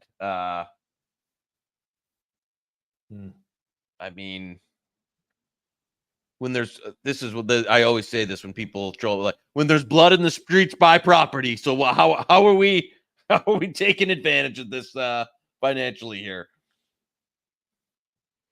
Vikings total points 20. I mean, what are they at? 14? That's not a bad look, honestly. That's not a bad look at all. The way that the defenses have adapted after the non-scripted drives, I like that. I think that's a good way to play it. Who recommended that? Scott Dobish. Good dude. If I had anything to send you, we would send you something, but we're low on gear right now. We just put We'll send love. We'll just send love. Send love to Scott. We'll send love to Scott. Send him some Levi. Send this guy some picks. Yeah. Darnold passing yards under is not bad, but it will be score dependent as well. But yes, these are the types of things in real time. This is why Hitman doesn't join till the fourth quarter. If people don't know, but Hitman's like, is like this super live trader. Him and Fezzik, I think, are like on a FaceTime while the games are going on, exchanging information, right? This is where you got to capitalize situations like this.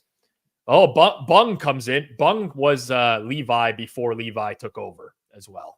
But Darnold rush over. Oh, creative way to look at it. Yeah, I like that. I mean, I like that. Yeah. Did you just act like you invented the blood in the streets phase? No, I didn't invent it. It's from that what's that movie with with Clive Owen? It's a bank robbery movie. Oh, I love that movie. Denzel. Yes, it's a great movie. Phenomenal movie. It might even be. They might even took it from somewhere, but it's from that movie. The guy says it at the end there when they're talking about the. But I love that movie. Inside Man. Inside Man. That is a great movie. That is really good. Love that one. Big fan. And it like I also like The Town, but I have to hear those stupid Boston accents for that entire movie. I do love The Town too. The Town is great. Yeah, but the Boston accents turned me off a little bit. I took of the like those top two of the greatest all-time robbery movies. Those two like heist movies. Number one, Heat. De Niro, Pacino. Dude, Heat is. I watched Heat again like 2 weeks ago. I watch Heat like 3 times a year. Yeah. Okay. It's Michael Mann directed that. It's so good, and there's so many intricacies of that movie. Like they did arms training for months just for those, like the shootout scene that they were going to be doing in the streets, right? And they use real guns, and it makes it just so much more real. It's honestly, so like, what did that movie come out like 96 or something? It's like 20 years ahead of its time cinematically. Like, where you're just like you feel like this movie could have came out in like 2015 and it was in like 95, like absolute banger. And there's like 8 different storylines going at one time. Like Val Kilmer, the best Val Kilmer role. Like he plays. I'm not a Val Kilmer guy. Like he's incredible in that too. Yeah. Tom Sizemore. Amazing. Whoever plays fucking Wayne Grohl. I don't know who that guy is, but they cast the perfect guy to be Wayne Grohl. I don't think I've ever seen that guy in anything since then, but he's amazing in that movie. It's so good. So good. Anyways, let's leave on that. Let's end on that. All right. You're not going to get better than Jason's never seen Heat for sure. There's no chance. I've definitely seen it. I just have one thing to say before, or is Knish leaving now, or is he staying? Well, we're not going to keep him around forever. The guy's got other stuff to do. He's got to place bets on behalf of Hitman. But I got, Joey K's got a lot going on.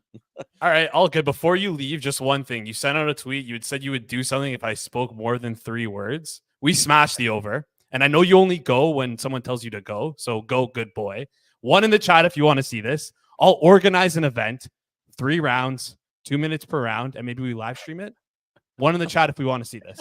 Hey, listen. I mean, you got to come to Toronto, though. I mean, you would never work again after that. Why? I mean, as human resources of the Hammer, I cannot allow this to happen. No, it'll be sanctioned. It'll be good. Knish is one of our top talents. We can't have this guy knocked out cold in the ring. Can't happen. You wait. No. Knish is only saying it to protect me. I thought. I was asking Rob one time though, like, if I could, like, how much would it take for me to fight Spanky at Bet Pass? Like, if we actually didn't, like, you know what I'm saying? Like, how much? Like, what could we really sell that, like, to enough people to where, like, if I were like, would I do it for 100,000? Like, you know what I'm saying? That type of thing. So, but maybe circle back Monday in Toronto. I told Moretto I'd try and clear the calendar. This Monday? Are you guys recording this Monday? We actually have a special guest in studio this Monday. Someone who I met at Bet Bash and I really enjoy, who I think would be good for this. So we have a special guest in studio. They'll also be our guest on Circles Off next week as well. Okay. Younger guy, very fit for this. Yeah, be good. He's played some blackjack and with him in Vegas. Good guy. Okay. Yeah. But you're welcome anytime. You're welcome. You talk to Moretto, we'll organize it. But yeah, when we have you up in Toronto, we'll do a bunch of stuff. And if we have to go to the local boxing ring, you guys could put on headgear and stuff like that. Just get some frustrations out.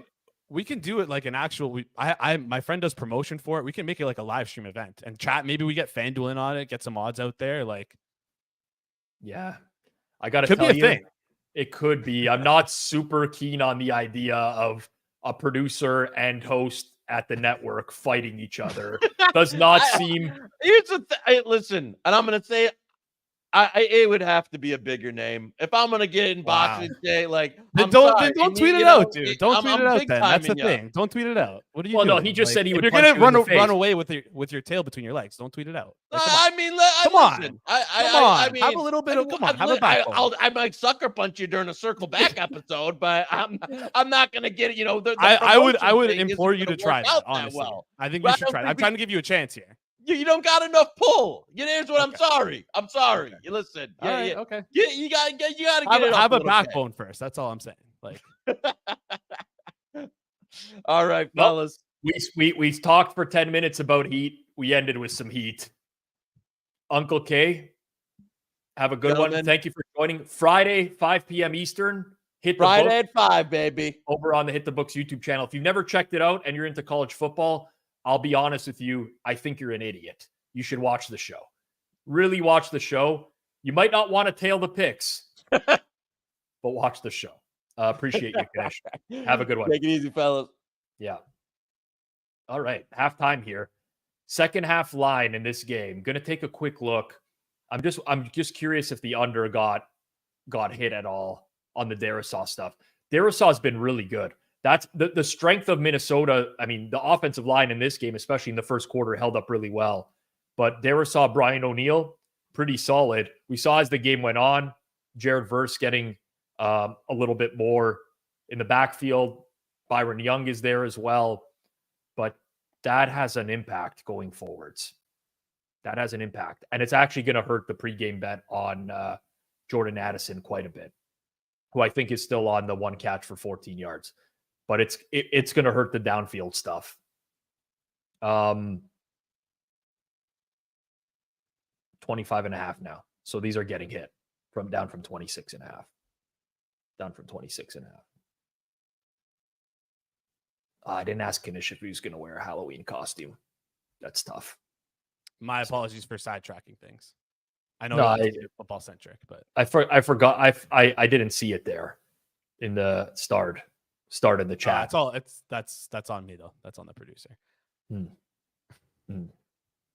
It is kind of, at least in the private chat. I didn't meet with Jeff before he's coming on tonight. Okay. So we don't know the odds on production issues. I feel like he's really trying hard. I've watched all the content he's done on Mayo Media Network this week. It's fucking clear as day. Like, I don't know what's going on here. It's the same stuff. He blames it on the program, but I don't have problems with the program. Do you have problems with this program? Never. I've had the same setup forever. Never any issues. Never had to change mic. I just have my mic hanging above here. I pull it down for the show. That's the only thing I got to do. Maybe we have Jeff first StreamYard on the undercard. Fucking Devils lost 5-3 to the Red Wings. No. Are you kidding me? Are you fucking kidding me? How do you lose to a full team that has the flu, man? You're the New Jersey Devils. You're supposed to be competing for the cup this year. It's on me. It's on me. I mean, listen, if I was younger 15 years ago, I'd maybe been tweeting at the team. Tweet at the team. Was that diarrhea tweet real, by the way? Sorry if Yeah, it was the left wing lock tweet, and there was like a lot of rumors today that the Red Wings were dealing with flu around the locker room. So JT Compher is expected to miss tonight's game against the New Jersey Devils due to diarrhea. Makes a lot of sense. But was this like a real report, or was this just like left wing lock is they're like half a joke, are they like a real injury aggregating account, or are they like more of a joke aggregating account? That's my question. I think it's a joke. But the thing is, a lot of this is automated, right? A lot of their account is automated through other beat reporters. So was there another beat reporter that tweeted it? Because it would just pick it up. It's like what happened with Unabated the other day, where Spanky's head trader Luke created a fake Twitter account and they just picked it up as real news. It happens, but like that's how a lot of these bots are working. I didn't realize this. This makes me even more upset. Devils outshot them 41-20. Was Markstrom in net? I didn't even check. Oh man. That's tough. I don't see anything else. I mean, I'm doing this. You don't want to put that. Yeah, you don't want to put that in your search. In my search. Yeah. Especially with the I don't want that stuff to come up on my For You page. So yeah. Any looks for tonight on the game lines, or any second half looks we like? I know I'm usually supposed to be cooking up an SGP, but I feel like we have so much beforehand. It's like kind of hard. Well, the problem is now that all this stuff got beat down from the Darisaw injury, which makes sense. You got to be like, we've done these streams all year long, and you guys know, everyone who's in the chat right now and watching, we try to hit these right away, right? And that one was just like, now it's all baked in. It's basically all baked into the market. It didn't move that much though. That under it moved like, well, 26.5 to 25.5 is through a point, through 26. So I see you lose 12, which is the team total you're talking about. Yeah. The full game under is just moved by like 5 cents, I think, on Fanduel at least. Well, I like this idea. The punt pass. I mean, I don't think it's too bad of a look to go punt SGP.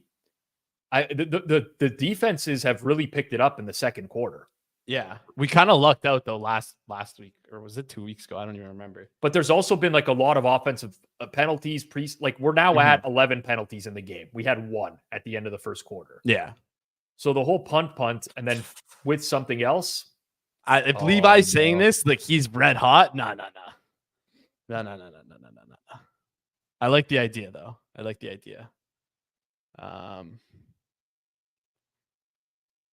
don't like that Levi poo-pooed it. Yeah, no, I like the idea, but yeah, if Levi's saying no, we have to listen to him almost. Maybe Levi gives out a halftime pick. What are you actually feeling right now? Me? Yeah, your instincts. I'm feeling like, what are they telling you? My instincts is to go hit a bag right now. Punching bag, not a another bag. Wow. Levi's saying go touchdown. Fuck, I love that. What? Let's hit that. That's great. And if you again rinse and repeat, if you haven't used your live 50% token, this is what. Yeah, hit a bag. I knew what he meant, but I knew where this was going.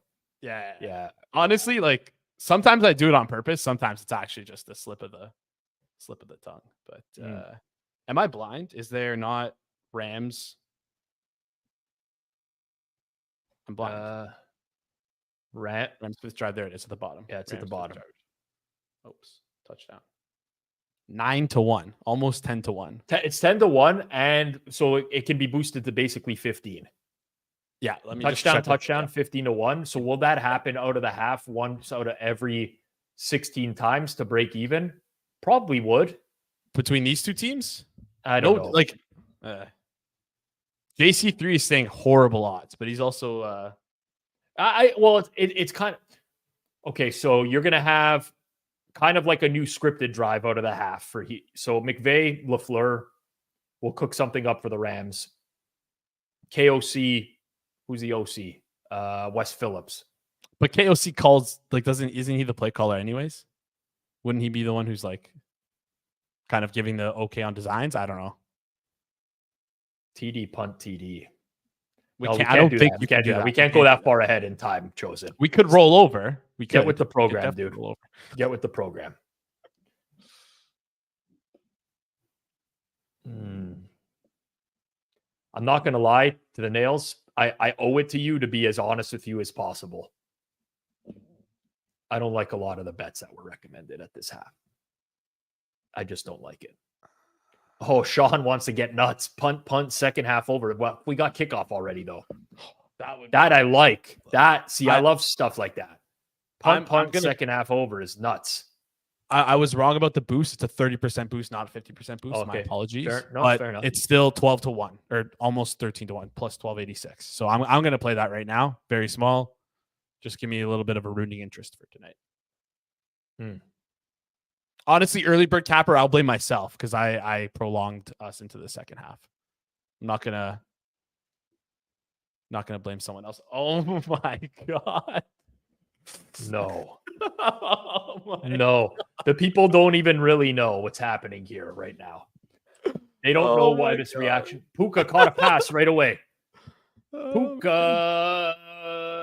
It's very live. All right.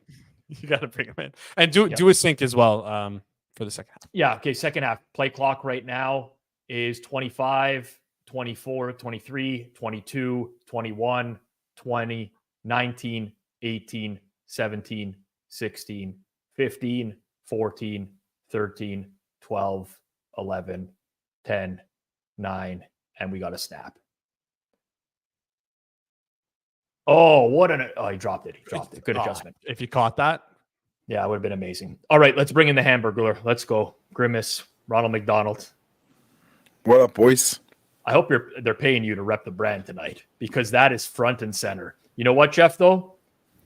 I got a McCafe on the way. Pull the cheeseburger right here, buddy.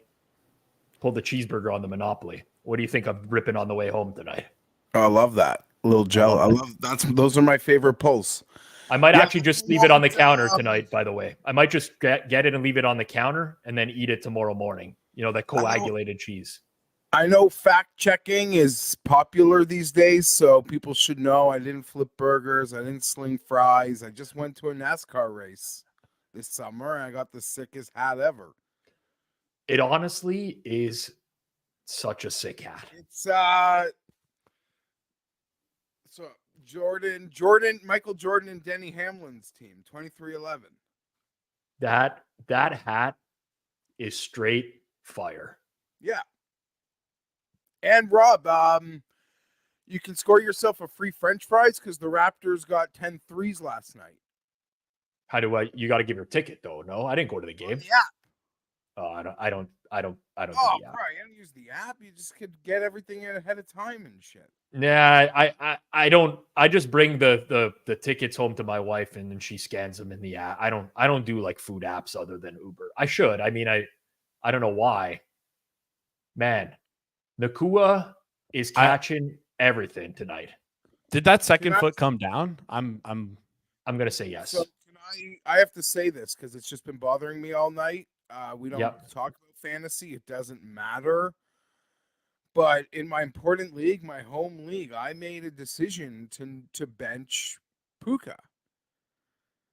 I don't know, man. The guy been out 7 weeks. He didn't take in a full practice. It was a Thursday. I'm really deep at receiver. I was fucking spooked. I was like, this is a gimmick. I bought into it. I feel like a total fucking idiot.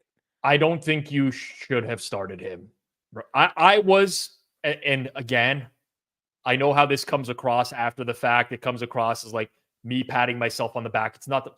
I was about as high on Puka getting snaps today, real snaps, and I still would not have started him. Centerpiece of the game plan, bro. Yeah, I know. But this was my whole point. Is like, why are they activating him and saying he will play tonight? It doesn't make any sense when they could just wait 10 days and have him fully healthy. he's got to be incorporated somehow. That was my whole argument, but I still would not have started him in fantasy. Stafford launching it to nobody. Oh, that should have been picked. The safety took a real bad route there. Real bad route. The official scoring is calling that a target to Puka.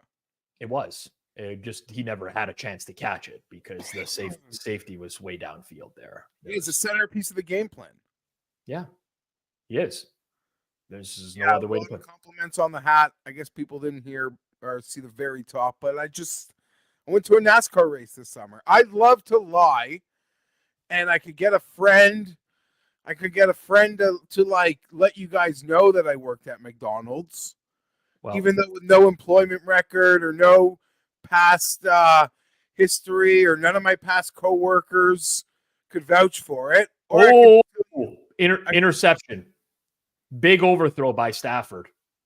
Big overthrow. Somebody recommended that at the half, but someone said that. Yeah. Tough. I will say overs, Rob. I mean unders when the score got hot. I got under 60.5, under 56.5, under 54.5. Yeah. I really had no action on the game coming in. Obviously, So I just went to a NASCAR race.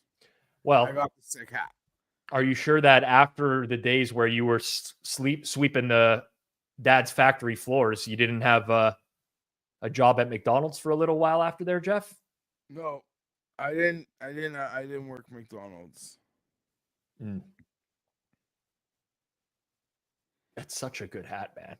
It really is such a good hat. I'm so jealous of that hat. I don't know why. I should have got more. People make fun.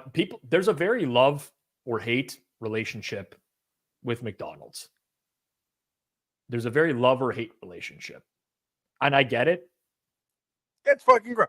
Do you know what McDonald's is, Rob? Can I give you the McDonald's analogy? This is either going to really play well or it's be like, dude, you're fucking gross. But bear with me, boys. What's the audience, Rob? Like 99% male?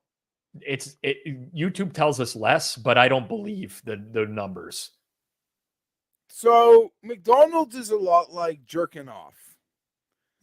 And, before you jerk off, you think, oh, maybe I want to jerk off. Maybe I want to eat McDonald's. I could eat McDonald's. Yeah, I'm thinking, it's not the best thing, but yeah, I'll do it. And then you're jerking off. Yeah, this feels pretty good. I'm enjoying this. You're eating McDonald's. You're like, this is great. I love it. And that's over, and you're like, why the fuck did I do that? Or you're like, did I really need to eat that? I really need to do that. So it's like got the same, like trajectory as like jerking off. But Dukes, we all love Dukes, Mickey D's. Ron. Okay, so the kids have a name for that. That's called post-nut clarity. I don't know if you've ever heard of that. Yeah. That's a little after my time, but sure. I've heard of it. You know what? This was going off the rails, and it did go off the rails. But I got to tell you, I've never heard a more apt comparison than that in my entire life. That was actually one of the smartest, like most clear thoughts Jeff has ever conveyed that made just a ton of sense to me. It is the perfect comparison. It's like at a lot of checkpoints, they like match. That's all I'll say. That's like, they meet up at some key checkpoints. Jeff, just quickly check the private chat as well. Yeah. Oh shit! Is something wrong? Yeah, the mic is let's just say it's not sounding the best. It's not. It's not sounding best. I don't know. Don't touch the board, because if it's working on Mayo, this might be the fix. It's just check what I said in the chat.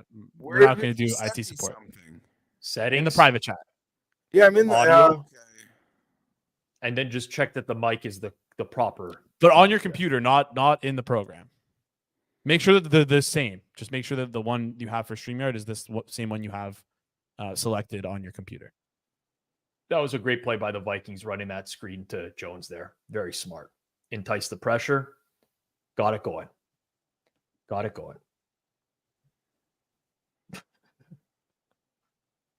Oh man. Hello? Yes. Yes. Again, speak, Jeff. Hi. Count to 10. Not like Do the alphabet backwards. Alphabet backwards. Okay, well, No, I'm not doing that. That Was when it you said hello, it's still bad. When you said hello, it sounded so clear, so clear. Then I don't know what happened. couldn't hear you. That was the problem.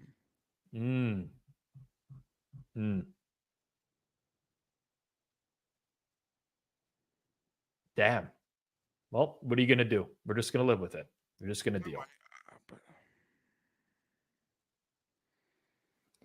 Jeff, what are your thoughts on White Castle? You know what? I've actually never had that one. I've had White Castle in Columbus, Ohio. It was the worst fast food I've ever had in my life. I'm not exaggerating. I don't think you could ever convince me to eat at a White Castle again. It's never great when you are going to order sliders and the cashier asks you she says to me, "Do you know why they call them sliders?" And I said, "No." And she said, "Because they slide right out." I'm like, "Oh, great. Thank you for that mental image, lady." maybe that was the issue with the Red Wings. They went to White Castle today. They went to a White Castle, yeah. Skyline Chili is also bad. Sorry, people. Skyline Chili sucks. Another terrible establishment. Terrible Jeff, establishment. Could I trade you a jersey for that hat? You got to plug your mic in. I don't know. There's something. I saw by his facial reaction that it was very clearly a stupid question, and the answer was no. Yeah, no. Sorry, buddy. No chance. Yeah. No? What about the Tomlinson one? You think Jeff doesn't have a It's Tomlinson real. jersey? How many Tomlinson jerseys do you think I own? 6. I'm going to guess. I was going to say 5, but 3. 3 is probably the real one in each I color. mean, it sounds like he's counting in his head, and it's more. There's at least a Pro Bowl one in there. Like, that's when I had too much money and nothing to spend it on. I had to ask, obviously. A Horn Frog. So now we're at 5, but I've also got an authentic baby blue. Oh my God. Yeah, that cost me an arm and a leg back in the day. Like the real shit. All right, I thought it'd be worth a try. My life, if there was a fire in my house, that'd have been like the 1 or 2 things I would have grabbed. Is that authentic? And I don't mean this fanatics crap. Like this thing was Jefferson, eh? Oh my God! Did he cash that? It's just the fucking best. I think he got both feet in. Like it's definitely a juggle, right? They're gonna hurry to the line, and I mean, it was bouncing around. I think it's good. I honestly think that's good. And they ran a play now, anyways, for a big loss. What are someone Ryan Morrow in the chat is saying Pro Bowl jerseys are marketing efficiencies. Would you guys ever get a Pro Bowl jersey? Would never get one. I don't know. This is way back in the day. Tomlinson, I just like anything that had his name. I got an NHL All-Star Game jersey. You like that audio? It's good. It's good. Well, I clicked some boxes. No, this is the worst it's ever been. I think it's worse. Well, but now I can hear myself talking. Yeah, you got to get headphones in or lower your volume a bit. I guess I'm loud. But the real market efficiency is getting jerseys of guys who just got traded or moved teams. That is the real market efficiency. Go to your local shop. They probably have a ton on sale. Why would you want that? What do you mean? Like when DeAndre Hopkins gets traded, you get a Hopkins Titans. Yeah. Then you have a Titans jersey in your repertoire that you can wear. Thank you, by the way. You remind me to go out and look for a Titans jersey. So you wanted me to turn it down a little. I did. Is that good or bad? We'll see next time I talk. No, it's no good. You blame this on me? I know who I'm going to blame it on, and it's not you. I mean, to be fair, we are supposed to have you guys have headphones, and I thought you usually do wear headphones, but I guess not. I never do. I could. What If you whatever can, setting you changed, we need to unchange that. The mic is now good, but talk now. the feedback I'm getting is too much. Hello, hello. 1 2 1 2. Actually, if the people don't care and they're fine with it, Okay. it's okay. There we go. I think we're better now. No, whatever. Field goal's good. He turned off noise cancellation. Robert, you're right. Robert, sorry. No, I don't know. does nobody else hear the echo from me and Jason when we talk? 1 in the chat if you do, 2 in the chat if you do not, 3 in the chat if you don't care. I hear it for myself. Yeah, I don't know what's going on here, but when I hear myself, when I'm talking, there's like a 2-second delay and I hear myself talking again, which is impossible to navigate. But as long as other people don't hear it, then it's okay. I record a bunch of stuff in the week. No one tells me my audio's fucked, so. No, it's just a thing here. It's like you change your settings before you come on here, Jeff. Well, I try. The problem is, I guess I'm really bad because I've been trying to get it right. I even thought I tested it before I came on. But what do I know? I can't hear other people's shit. And I guess I should get headphones, but I didn't know that. I didn't know. I guess I missed the memo from Moretto that guests should wear headphones. I'll take the blame on that one. And it sounds better now, by the way. I don't know if there's anything that was changed. I don't even know what I did. It's like if I hit a good 6 iron and be like, do that again. Be like, guys, I have no idea. It's really the same thing I've been trying to do with every other time. That one just worked. So that's the second time tonight where you just that completely resonates with me. Yeah, no, there's a lot of things on the golf course. I really thank God that worked. I mean, you try to repeat it, but it's almost impossible. Oh, speaking of golf, they're in Japan, so they've been playing for a couple hours. Yeah. You got some live golf tips for us or what? No, I'm not following. I don't know the scores. I mean, since when has that ever been a problem for live betting anything? Yeah, I'm just mad at myself for not betting Taylor more because I thought about it. So now it's like a guy you wanted to bet. Now you cheer for him to lose when he's winning. You know what I mean? Mm-hmm. For my own peace of mind.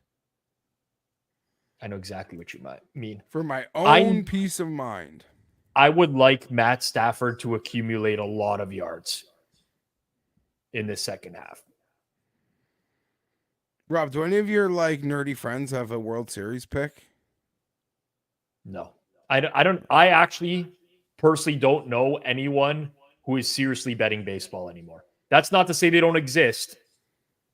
But I'm your boy, Frank Brank. They exist. Frank probably still bets baseball, but at a way lower capacity than at our peak. I don't know. I'm not rooting for the Yankees. I'll tell you that.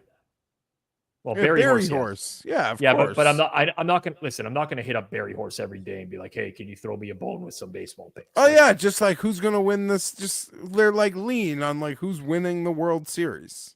Yeah, he'll give me a 14-minute. No, I'm not telling you to bug someone. I'm just saying he's going to record an audio note for me, and it's going to be 27 minutes long, and I won't know which part is the actual pick. And you won't know who any of the players are. He'll be naming these relievers. You're like, I've never heard of any of these guys. I'm sure they're good, but I don't know who anyone is. Yeah. I almost have to preface the question with one word answer. Who do you think is going to win the World Series? Even then, I don't think I'm going to get a one word answer. Ryan says he hasn't seen Frank posting that. Yeah, I don't think he's posting pics. I know he's still betting a lot of college basketball stuff, but I don't know about baseball. Yeah, I'm cheering for the Dodgers because I'm just not cheering for the Yankees. Nick says, I bet Barry Horse has a take on Taylor coin. I actually sent him all the thread, and he just responded with LOL. And I guarantee, not that anyone cares, but the Jays are going to scare Yankee fans for like a couple hours that they're going to sign Soto. But then they're not going to sign Soto. But I guarantee you that happens. Yep. Because there's money to play with, and it's actually, he's the perfect need player for the Blue Jays. And his camp will use the Blue Jays as leverage to get more money from the Yankees. And we will be the fucking losers on something like that again. I like the pace of this quarter, though. I'm not going to lie, Rob. Not going to lie. Oh, this is a great pace. You solved your tech problems somewhat as well. Great hat.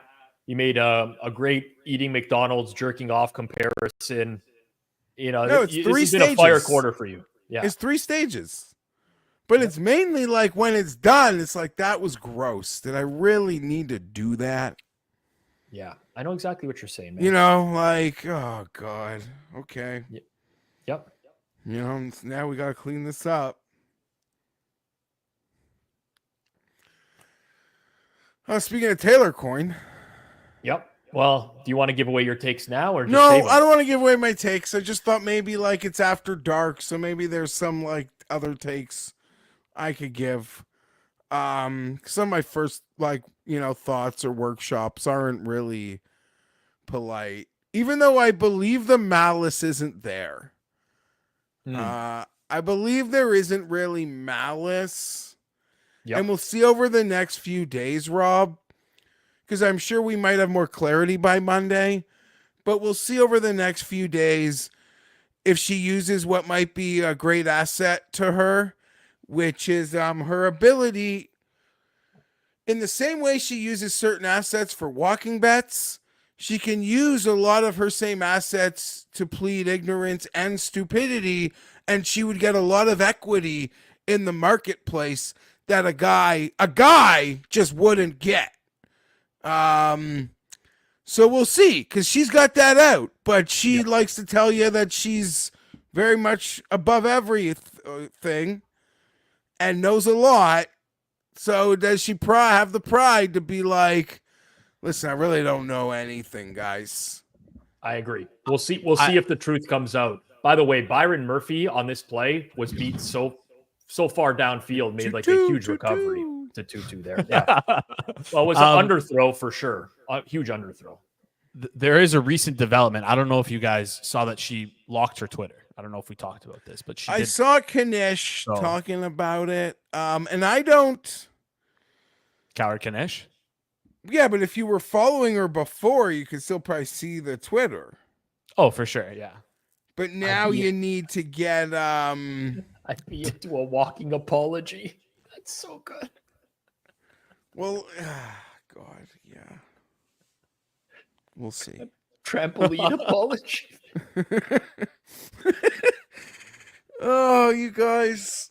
Oh. And I would also just like to say, because I said it before, especially in the first episode of Circles Off, I can give her a lot of credit. Like, thought she could avoid these mistakes because I thought she had like good representation. Like, I thought she was getting really good advice because she'd gotten to a certain point where like people who probably have a lot of clients, what did Puka just do?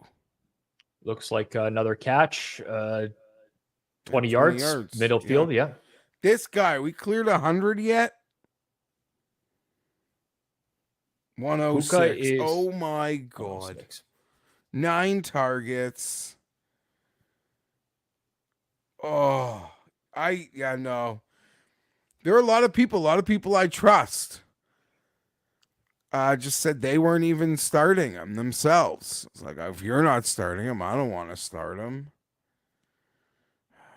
I'm actually a pretty good GM. Bad coach. No one cares. I like the pace this quarter. Yeah, it's a good pace. I have a friend messaging me. I won't reveal who, but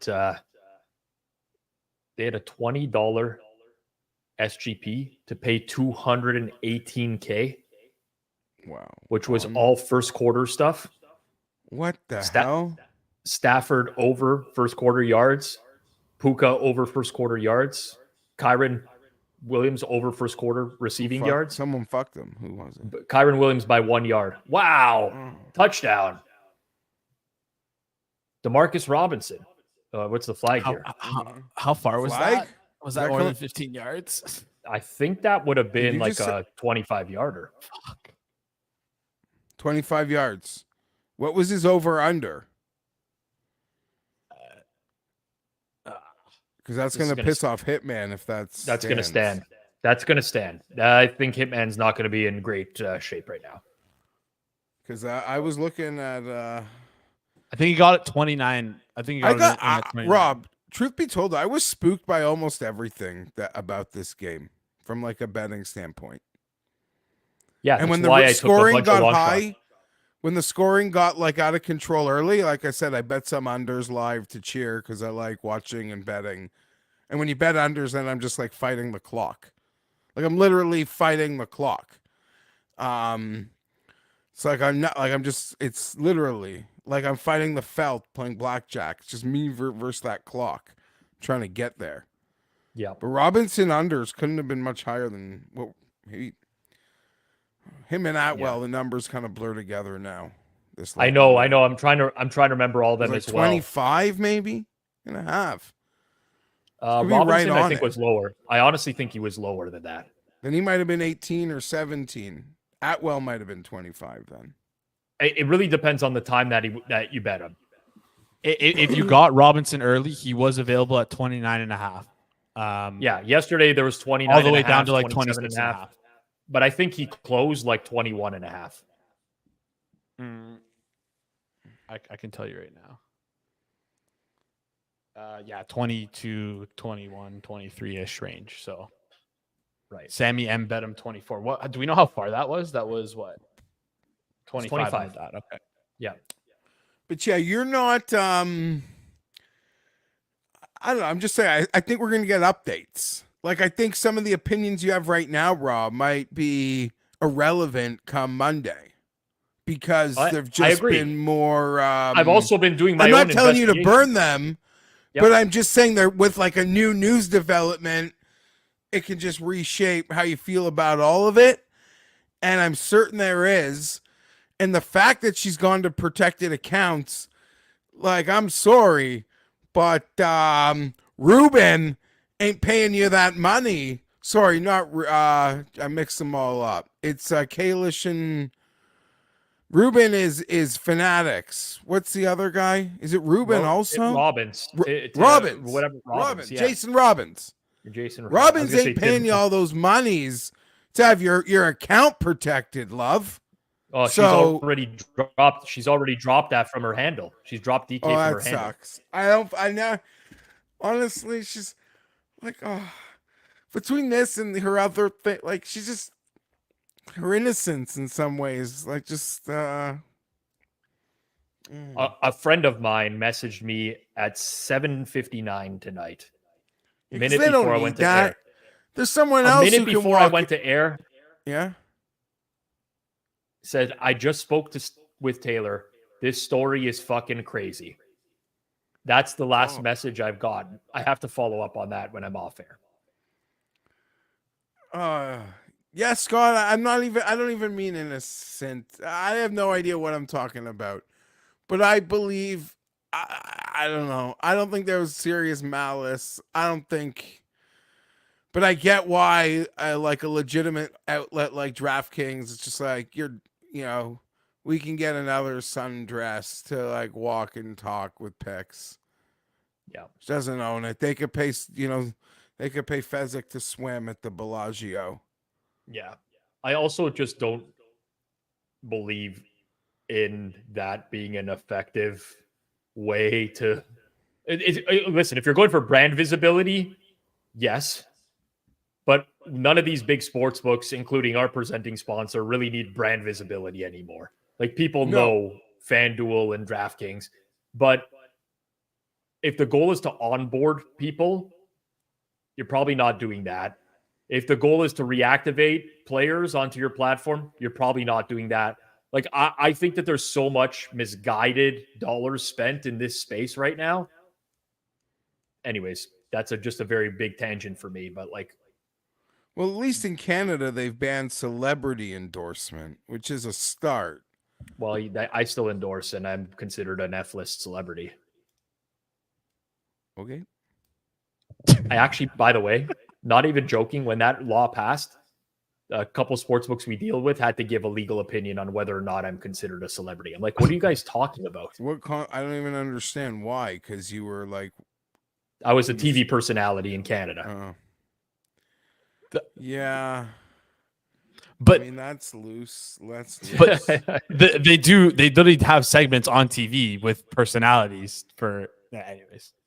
Yeah. You know what went under the radar, Rob, which is going to be pretty just inside Canadian media here, unreported, but just follow some of these like sports media blogs. The Cabby and Sportsnet aren't together anymore, which isn't a surprise. When did that happen? His contract was probably up and they didn't renew it. Well, but I'm they sure just he was didn't know how to getting paid use a them. lot. Well, But yes, I because bet you like somewhere like the people at TSN are smart enough to like actually just let him do what he used to do. I think, like the journey to the cut, like I'm just saying, like they could probably get him on the cheap now, and no, they can't. Nobody's going to get him on the cheap for one. Okay, not too cheap, but there's not a lot of places to get those money anymore. Well, his guy, that past his era guy is like what? My man D, his guy, he runs Bar Down for TSN. Like that's his brand. Yeah, they're not buddies anymore. Well, they could easily get him on that. Yeah, like, so exactly, but he'd be good for the Bar Down stuff.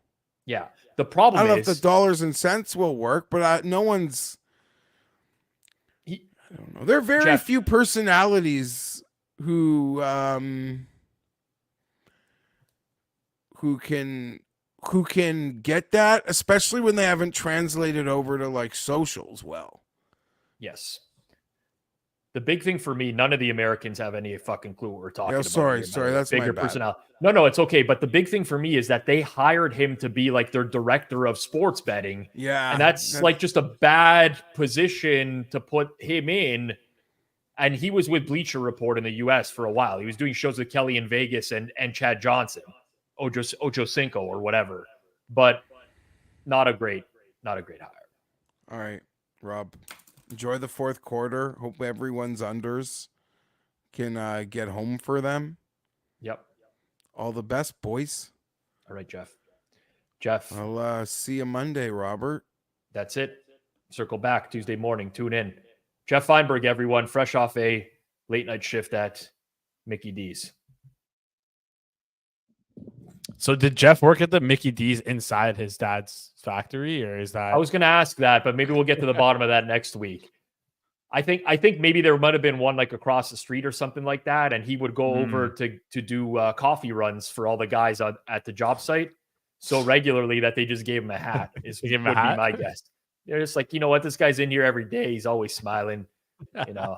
He smokes a joint in front of the thing, buys 2 Big Macs. Like, let's get him a hat, right?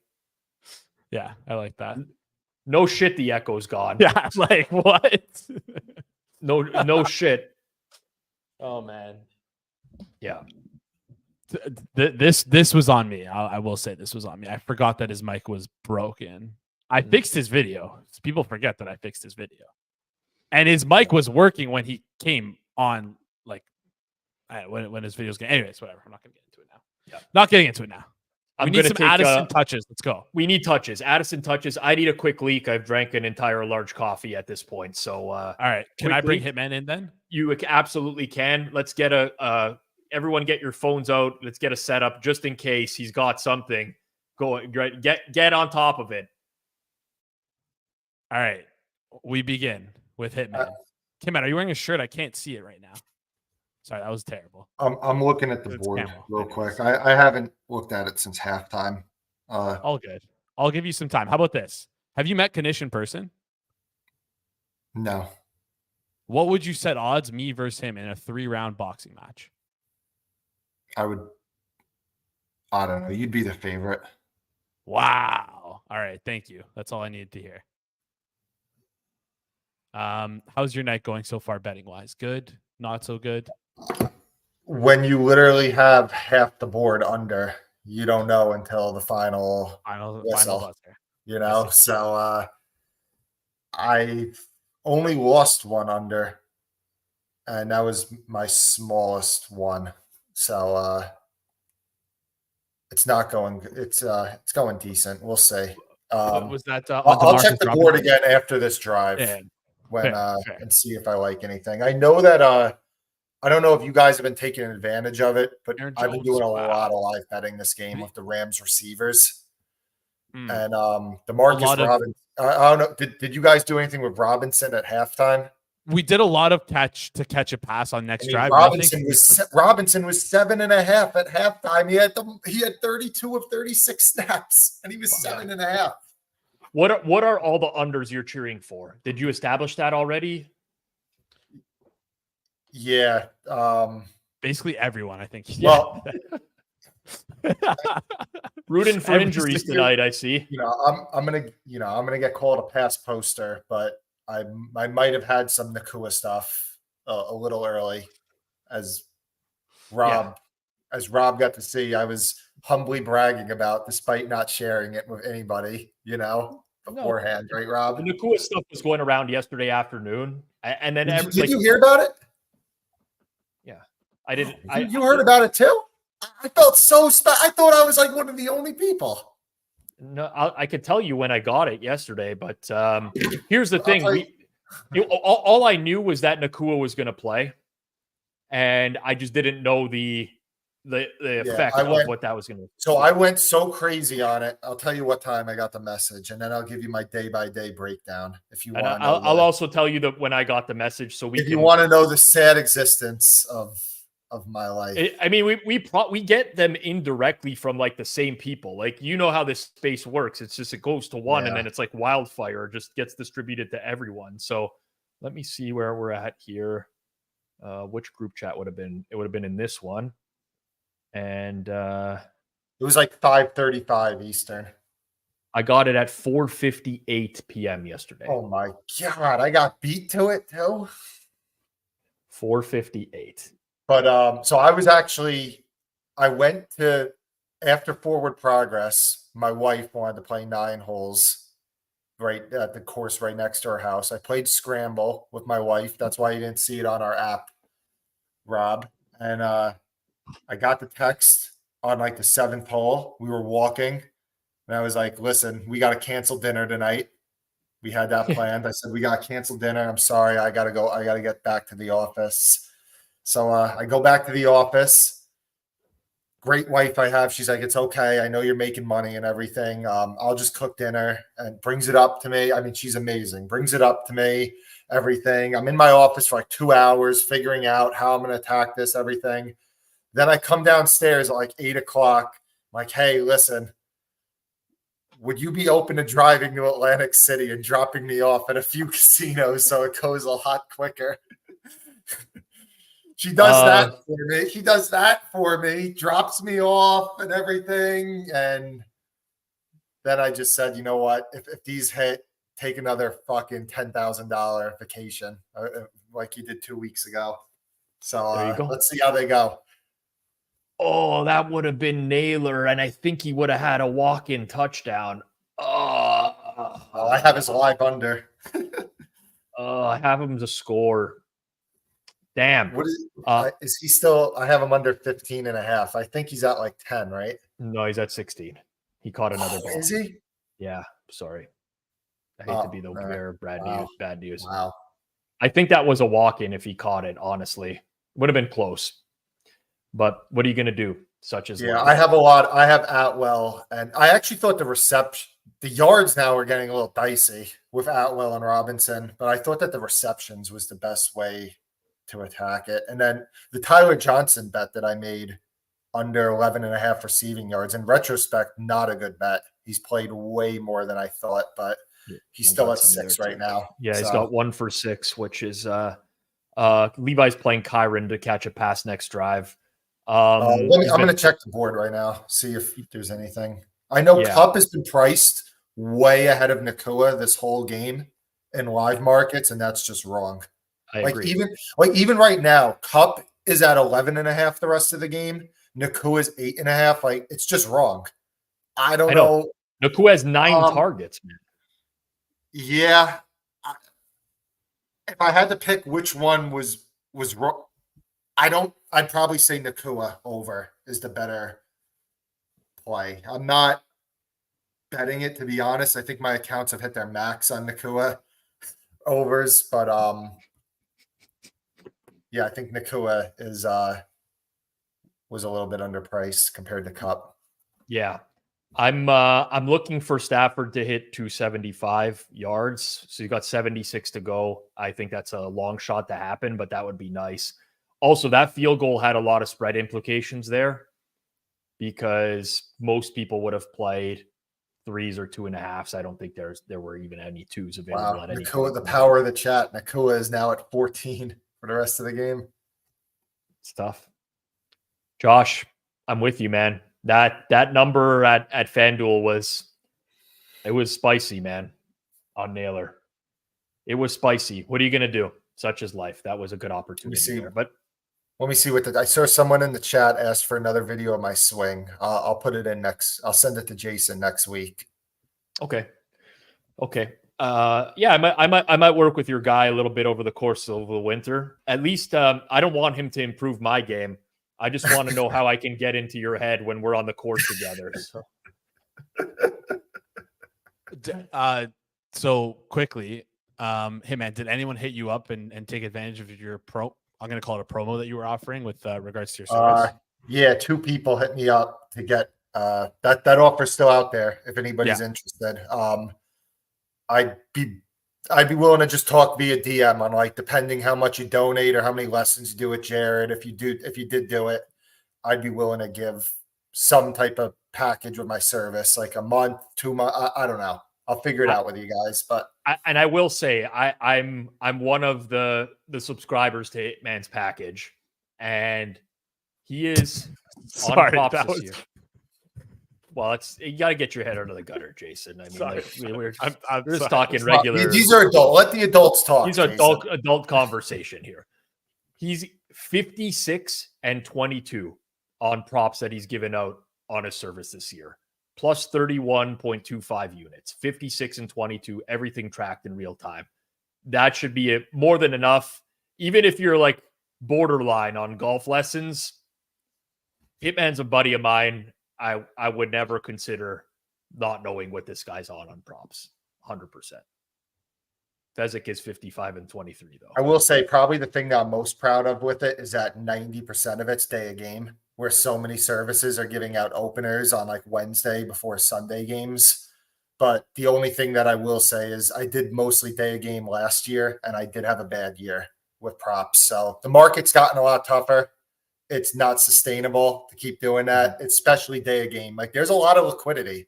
I think Johnny always talks about this, Rob. Like, the days of like no liquidity on props, like especially day of the game, like that's like the ultimate now fake sharp thing. You know, when these old school guys are like, "Oh, it's props," and especially NFL props. You know, like there is liquidity now on that market. But totally agree with you.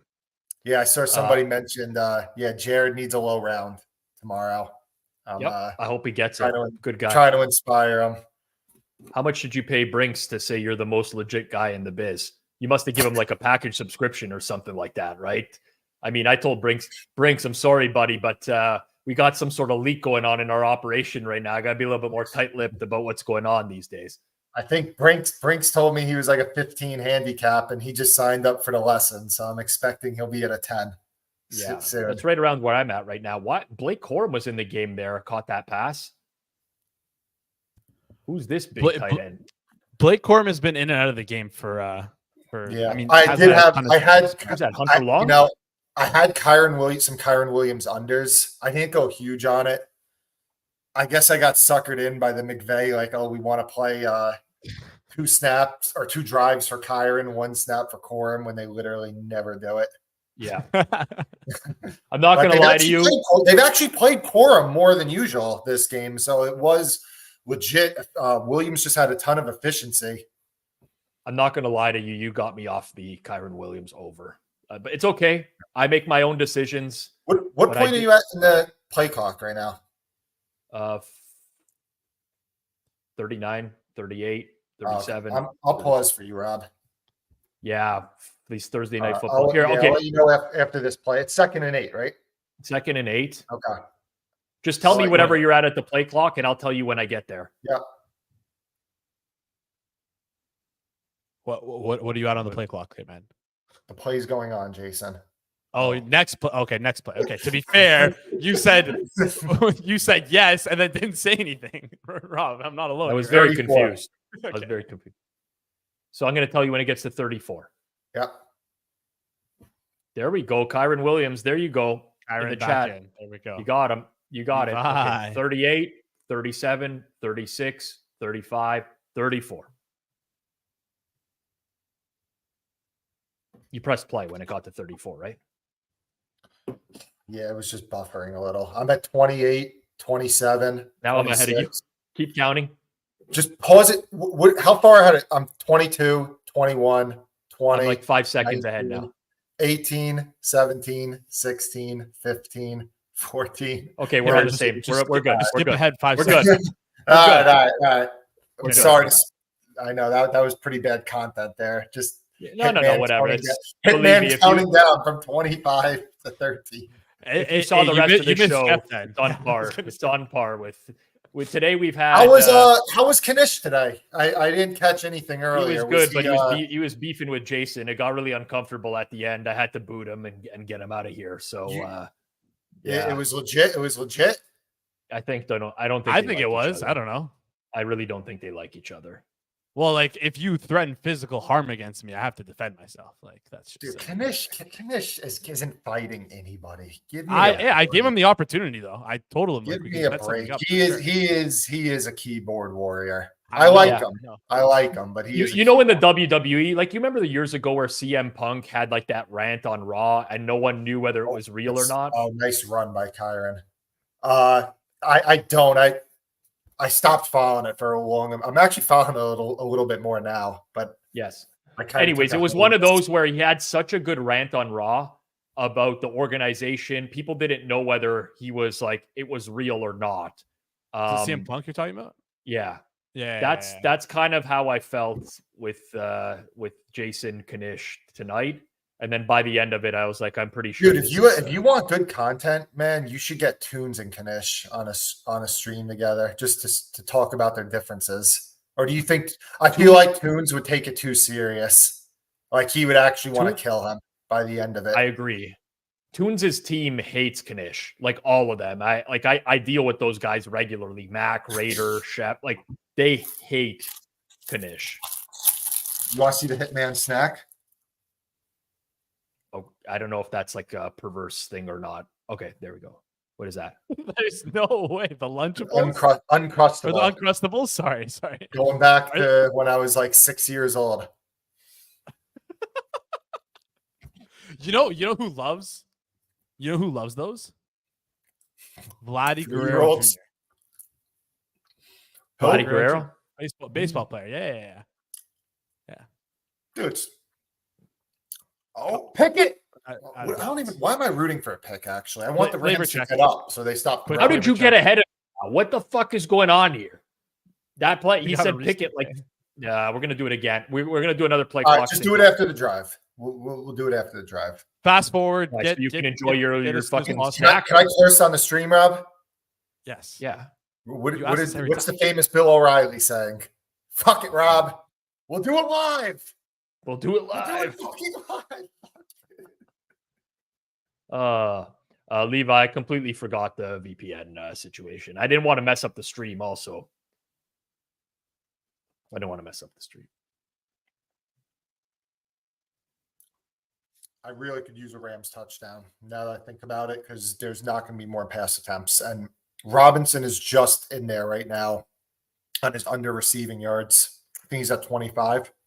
You're going to hate me, Hitman, for even suggesting this, but I could really use overtime. Oh, no. Please, no. If I could get Stafford to 275 I Why could do you have need that?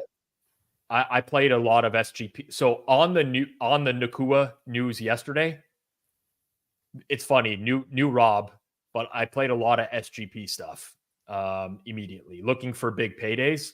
I got a lot of stuff in play if Stafford hits 275. A lot.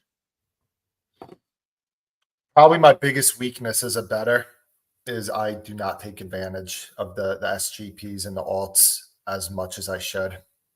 Yeah. Well, even with this stuff, like I really don't have much. I have a sizable amount on the straights on these guys under, like very sizable, but it's just hard for me with the SGPs because I never know. I guess with this, I know that the price is good. I don't need to know what the true price is. I just know it's good, you know? So I guess I should. But a lot of times I'm in the same boat as you, dude. I can just look at something. No, I can't price it, you know? And I just get hesitant with it more times than I should. You would put it in and you'd be like, no, this is not the right price for these outcome events. Throw a frozen Uncrustable in the golf bag and by the turn, that thing is ready to go. That's some good advice right there. I'm with you. We need to know what flavor it is, Hitman. We need to know what flavor it is. Isn't there only one? Fuck! DeMarcus Robinson. Well, that's the first of many blow-ups Hitman's about to have in this fourth quarter. I love that. I love that so much. By the way, good reminder to people out there, if you're having a reaction like Hitman actually bets within his bankroll. I know he's going to be fine and he's just upset. But if that costs you a bunch, 1-800-GAMBLER in the U.S. Do it. Well, I got the sizable amounts I had were on the Kupp under catches yards, Robinson under catches yards, Atwell under catches yards, and Tyler Johnson under yards. So I've lost 1 and 6 are still in play with 6 minutes left in the fourth. So there you go. It could be a good day still, but that reaction very similar to Hitman after hitting his 4-iron. I don't have a 4-iron in the bag. You carry a hybrid 4? It's 5-iron, and then I have a 5-4-3 hybrid 3-wood driver. Okay. I love my 5 hybrid. I have after 5-iron, I have a 4 and 3 hybrid. I sometimes remove the 3 hybrid for a 5-wood, depending on the course. 3 and driver. Yeah. So why not go for 2? So you have a 5 and a 3-wood? I do, but I will only carry the 5-wood or the 3 hybrid because I hit them the same distance. You don't feel like the hybrid's easier to hit? I more often than not carry the 3 hybrid because I do feel it's easier to hit. Yeah. But what are you going to do? Levi's playing Jordan Addison plus 145, plus 150, I should say. Next drive. That's a good one. That's a good one. What's the odds? Plus 150 to make a catch on the next drive.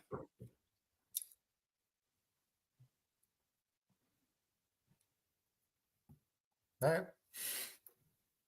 We should have got an AI summary of Jeff talking about that when he was on. I wish we had gotten an AI summary of that. Was there any Dinger and Jason going at each other? Or are they taking the? Oh yeah, he came for one message. Everyone said hi, Jacob, and then he left. So wait, what did he say? He said hi, Jacob. No, I said hi. Well, he was talking about. So we're still on the Dinger is Diggs train right now. I talked to Diggs this week, and he said it. So did I for a while. I don't know. Maybe I'm wrong. Jason has a lot of enemies, so it could be clearly. I don't know how I created. Has Mike Durso been in the chat? No, he hasn't. Literally the nicest guy. And Jason, I don't know if that's true, Rob. Roasted him. I don't know if that's true. I don't know if he's the nicest guy. I love. I don't know if he's the nicest guy. I'm friends with him. I don't know if he's the nicest guy. He's got a little bit of a temper sometimes. Maybe to me, he was always pretty good. I golfed with him a couple times. I'm friends with him. He's a good guy. Me and him. Now that I know you're friends with him, he's a piece of shit. Mike Durso. You could argue. Fucking scum of the earth, man. I was so embarrassed, man. I played golf with him 2 years ago when I was terrible, and I was terrible because I was a terrible player, and then I got a lot better.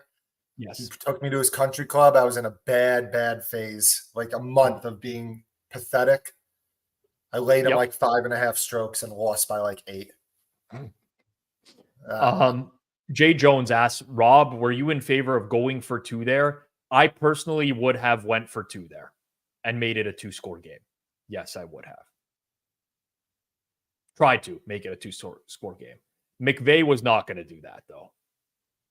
But I like I like just trying to like stomp on another team, end it when they're down. So yes, I would have liked that. And the easy way to know, or the easy way to evaluate a lot of these situations, is if I was a Vikings fan and it was 27-20 and I saw the Rams lining up to go for 2, I would be going nuts. That's how I know. Josh Oliver been running ahead of Johnny Munt the night. Put that in your notes. What do you got, Rob? 35 on the play clock.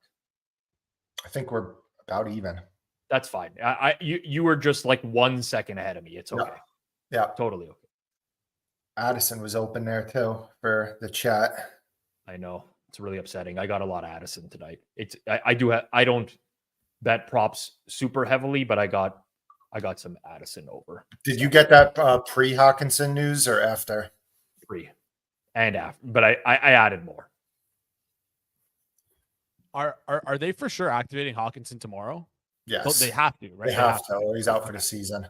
Yeah. But like they said that they were, or I'll lay minus 10,000 with you. Yeah. They're activating him tomorrow. Yeah, okay. I just saw no talk about it. That's why I thought it was weird. Right. I saw this from Robert earlier. Pick and Roll has opted to hide their pending picks. So we've done this across the board here at the Hammer, and I just want to explain why as we watch this drive where Darnold's going to eat an enormous sack. Enormous sack. The problem we were seeing is that people just skip shows and they just go to BetStamp and they find the picks from the show. And the reality is we're building a content business. That doesn't help us in any way. It kind of sucks because I understand, like, if you can't watch a show one day, you might want to just really quickly get the picks. But if we get them out there, then people just don't watch or listen to the content, and it doesn't make sense for us to do that. So if someone wants to propose a better solution, I'm all ears. But for now, they're going to remain hidden. Tracked, but hidden. And like we even do it for primetime. Like it's like, all right, punt. It just makes sense. And also, like that throw. Where was that throw, by the way? Who is that? I think he was just under a lot of pressure and just panicked. He's been known to panic under pressure, you know. What was the total low point on this game? It was under 48, right? Yeah. I saw 47, right? Yeah. Even Pin went down to 46.5, but 47 it got to pretty much, everywhere. And what did it close? 47, I think. I'll double check right now. I really, I'm just sorry. I was just checking my NBA props. Okay, depends on where you're looking, right? But market was very split on this. 47 in most spots, honestly, was the consensus number. It got up though to like what, 49, right? I want to say 48 and a half. 48 and a half is what it got up to. Okay. Yeah, it really depends on your timing on this one. Bet numbers, not teams. Contrary to what GRP would tell you. Yeah, great advice. He did say that he's considering tracking somebody else, so I'm going to try not to get on his bad side, because if he started tracking my forward progress history, that would not be good. Although the prop show, we track it though. Oh yeah. And are you tracking the prop show? Yeah, it's all on the forward. Everything is tracked. I'm doing pretty good on it, right? It's hard for me to look it up specifically because it's like combined with the best bets. But you are keeping the flow, the account afloat. Let's just say I think you're roughly 67% this year on that show. Yes. Yeah. We I don't think we we've ever track had an 0 for everything from Forward Progress under one brand account, Okay. which does make it a little bit confusing. But we need a better system. We will get a better system for that for sure going forward. I was But tracking you're my doing well. service the first week of preseason. I was tracking my service on BetStamp, and then I think I did the whole first week, and then the second week, like 3 or 4 games into the second week of the preseason, I remembered. I was like, "Oh shit! I forgot to plug these into BetStamp," and it just ruined it ruined everything for me. Because I just have I have so much going on when I'm doing it and everything. It just slipped my mind. Shadow Slayer says, hire me. I'll do all the record. Shadow Slayer, hit me up on Twitter. DM me. We can have a conversation. Also on your end, Hitman, like there is proof. Like you have a Telegram channel that like you can't move stuff around. Yeah. Dan Rivera from the chat. He tracks for 4 for 4. He tracks for Bet the Prop when that guy Court was running it, who's now with ETR. He's done tracking for a few years. So I hire him to run my sheet and he tracks it all. Wasn't Jason the only one to have a perfect best bet record? Is that true? That is correct. I All right, believe you're giving out best bets going forwards as well. I went 4-0. My last pick was Chiefs on the Super Bowl. Yeah. Pretty simple. Tough one. Dan Rivera is a great guy. Love Dan. I love that. He does support us here a lot on Forward Progress. Yep. Very good dude. Yeah. Very good. Also very physically fit, man. That guy is taking pictures at the gym, and I'm looking at like what he's squatting there. This guy thinks he's like Nick Chubb or something like that with the weights you got on that machine. I know. Stay on his good side. Okay. Also, Jason, make a note. We're getting a real PGP on Monday Night Football this week. A real one. Okay. Yeah. Sounds good. All right. Jason's like, what are the Vikings outs? The assertion from Simon Hunter that we don't think that there's any value in the Super Bowl. We have to do a 6-hour live show, which I loved every second of it. Don't get me wrong, but like I had to sit in a chair for 6 hours, really pissed in a jar. For those who remember, I feel like he was implying that you guys were saying there was no value on the Super Bowl spread or total, which typically he's just a fucking moron. Then typically there's not a ton of value. You know, I give my Super Bowl bet but I mean typically there's not. So, yeah. All right. So what are you doing here? Obviously, you're throwing here, Rob. You're putting in your 3 guys, Nakua, Kupp, and Robinson. No Tyler Johnson, please. Yep. And that's the 3. What do you like here? What's the Pizzola Madden play call right now? We know that I was one of the top this is players. I want to hear your call.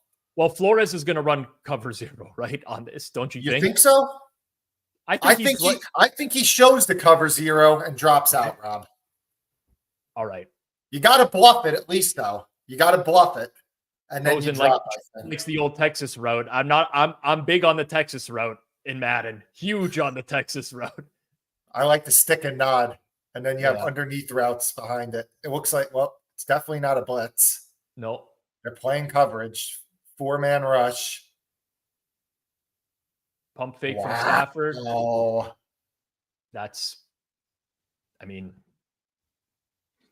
just chemistry. That's just chemistry between the two of them, man. That's a great throw and catch.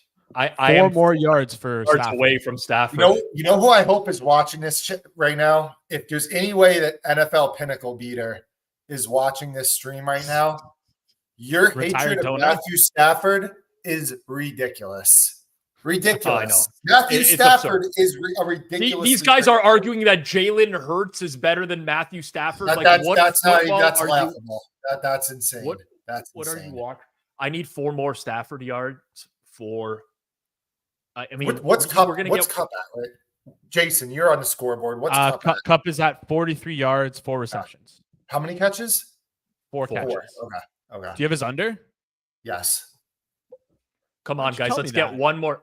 We need stop. We need Kyron Williams. I have every Rams receiver under other than Nakua. Yeah. Wow. Some would say that's very sharp of you, Hitman. A lot of people would say that. They're all going to hit. Well, Robinson, Whoa, yards whoa, lost, whoa, but whoa, whoa, whoa. as long as we could just get one first down, and it's got to be on second down. Well, I mean, if you're the Rams, you just run it 3 times here. Yes, yeah. You're going to get the clock. The Vikings won't get the ball back until 1:10. If you're the Rams, though, you run. Or you say, run, Rob? and then you throw to hit my parlay as on 3rd and 10. What's so I need no yards. No yards is what I want here. Wait, so Iron you're good Williams with gotta get Stafford? 275 plus for Stafford. What's he at? 271. Dude, they're not throwing. He's at 270. There was a stat correction there, it seems like. Oh, you're right. They stat corrected. It's 270. Fucking bastards. What are I would not throw if I was the Rams. Is it because you have their under? No, I'm not even saying it because of that. Just we need it's got 3rd and 8 would be kind of a good situation to be in here. Well, don't go out. Oh, very close. I mean, you don't, Rob. I mean, obviously you can. The odds of converting 3rd and 12. I guess you could line up the throw and just say, Matt, if it's not open, just take the sack. Exactly. You try to set up an easy pass, and if not, you tell him to just go down. He just eats it, or yeah. I mean, that would be what I would do. I mean, if you run it though, the probability of Minnesota going theoretically 90 yards, 1:10, no timeouts, and needing the 2-point conversion. Yeah. Like, I don't know if I'd risk it. I don't know if I'd risk it throwing. I know and no left tackle for Minnesota either, right? Yeah. Yeah. And you know McVay, who I think gets underrated a lot by the sharp community because everybody just hates his how conservative he is. But McVay, he's so conservative. He's running it. You know McVay is running it. Rob, you know it. I know. McVay, I would say that I feel strongly this is 80 to 90% chance of running. Yeah. But it's a home game. You know what? Maybe they just go try to end it at home here. I love the chat. McVay is doing a QB meal. Do they actually allow you to parlay right now like a Stafford over yardage with a Stafford under rush yardage? Is that allowed right now? Are they even on the board? Because if they pick up a first down through the air here, they'll be on the board. Stafford is locked right now for okay. pass yards and rushing yards, not on the board. Quickly though, D2 in the chat has posted the chat summary from much earlier. Hey, can anybody tell me how many yards does Darnold have in the second half? What is going to be hard? How many yards? Yeah, because there is a line right now, Darnold to record 150 passing yards in the second half. I'm just curious if anybody has any idea what he would be at right now. I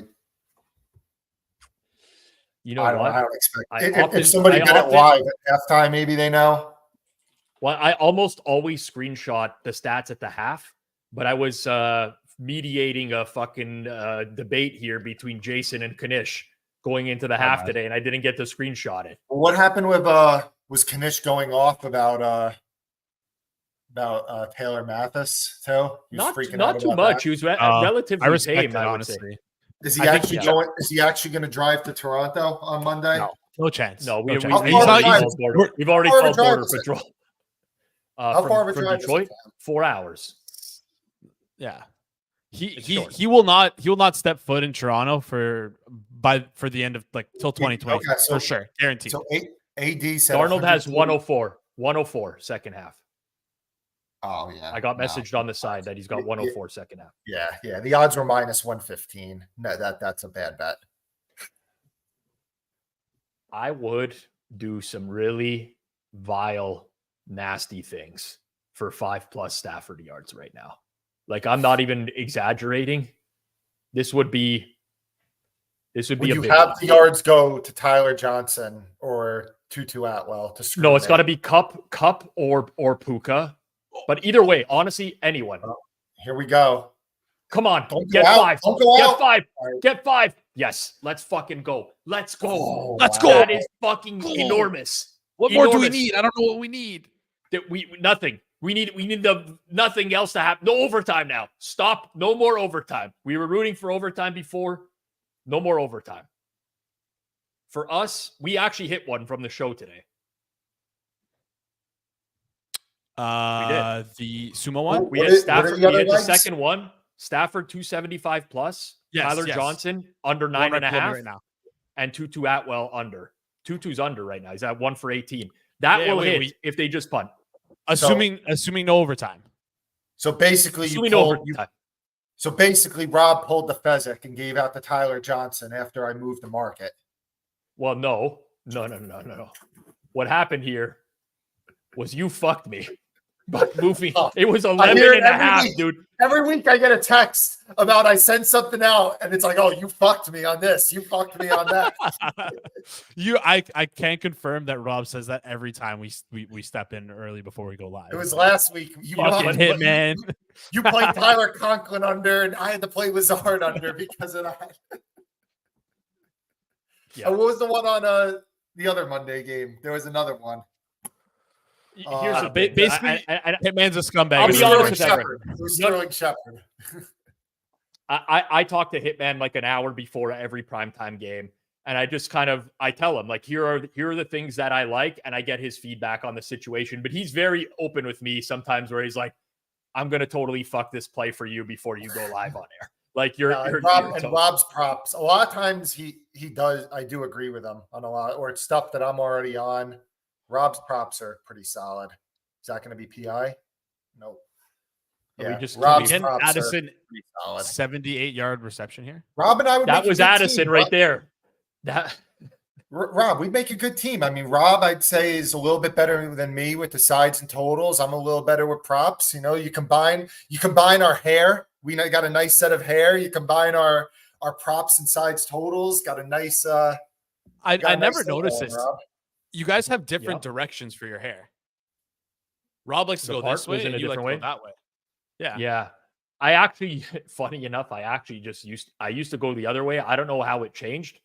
I don't know when it changed, but it did. Interesting. It did. All right, what do you put the odds at Darnold with this? The play clock's about to run out.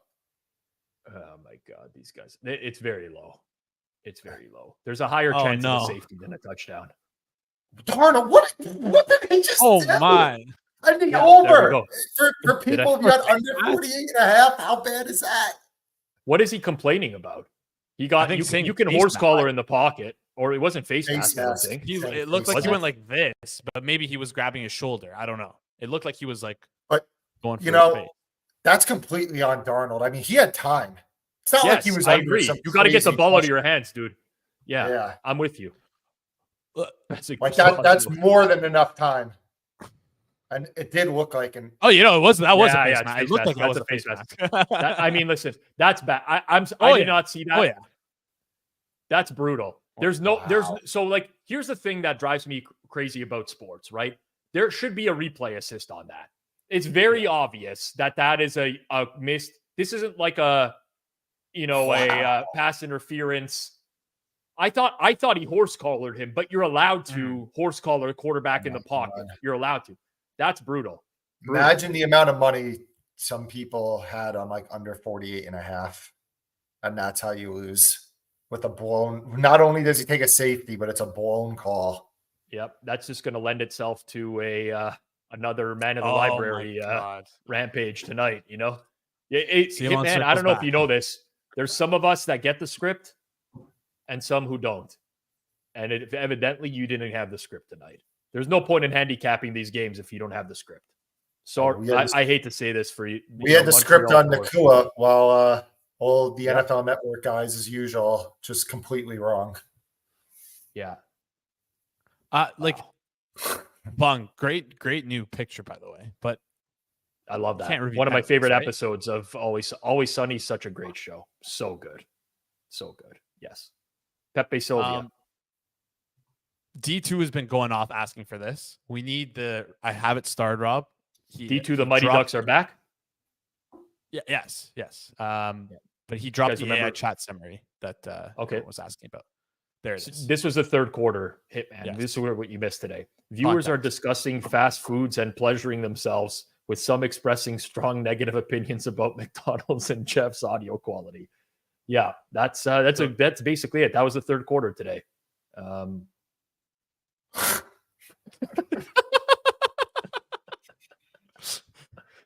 Some viewers are saying congratulatory messages to Stafford for reaching a milestone of 136 yards in an hour. Okay, while others are concerned about the current game status and making predictions. Sure, not the best AI summary right there. That was like the AI assistant that churned. Wait, why is everyone saying I'm in dismay and I didn't get the I didn't lose nothing on that safety.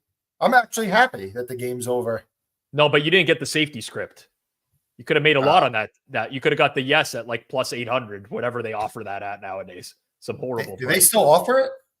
Like I guess Yes, a few bucks. yes. Yeah. You got to dig really deep into the menu for that one. You got to dig really deep into the menu for that one. This is a good suggestion, by the way.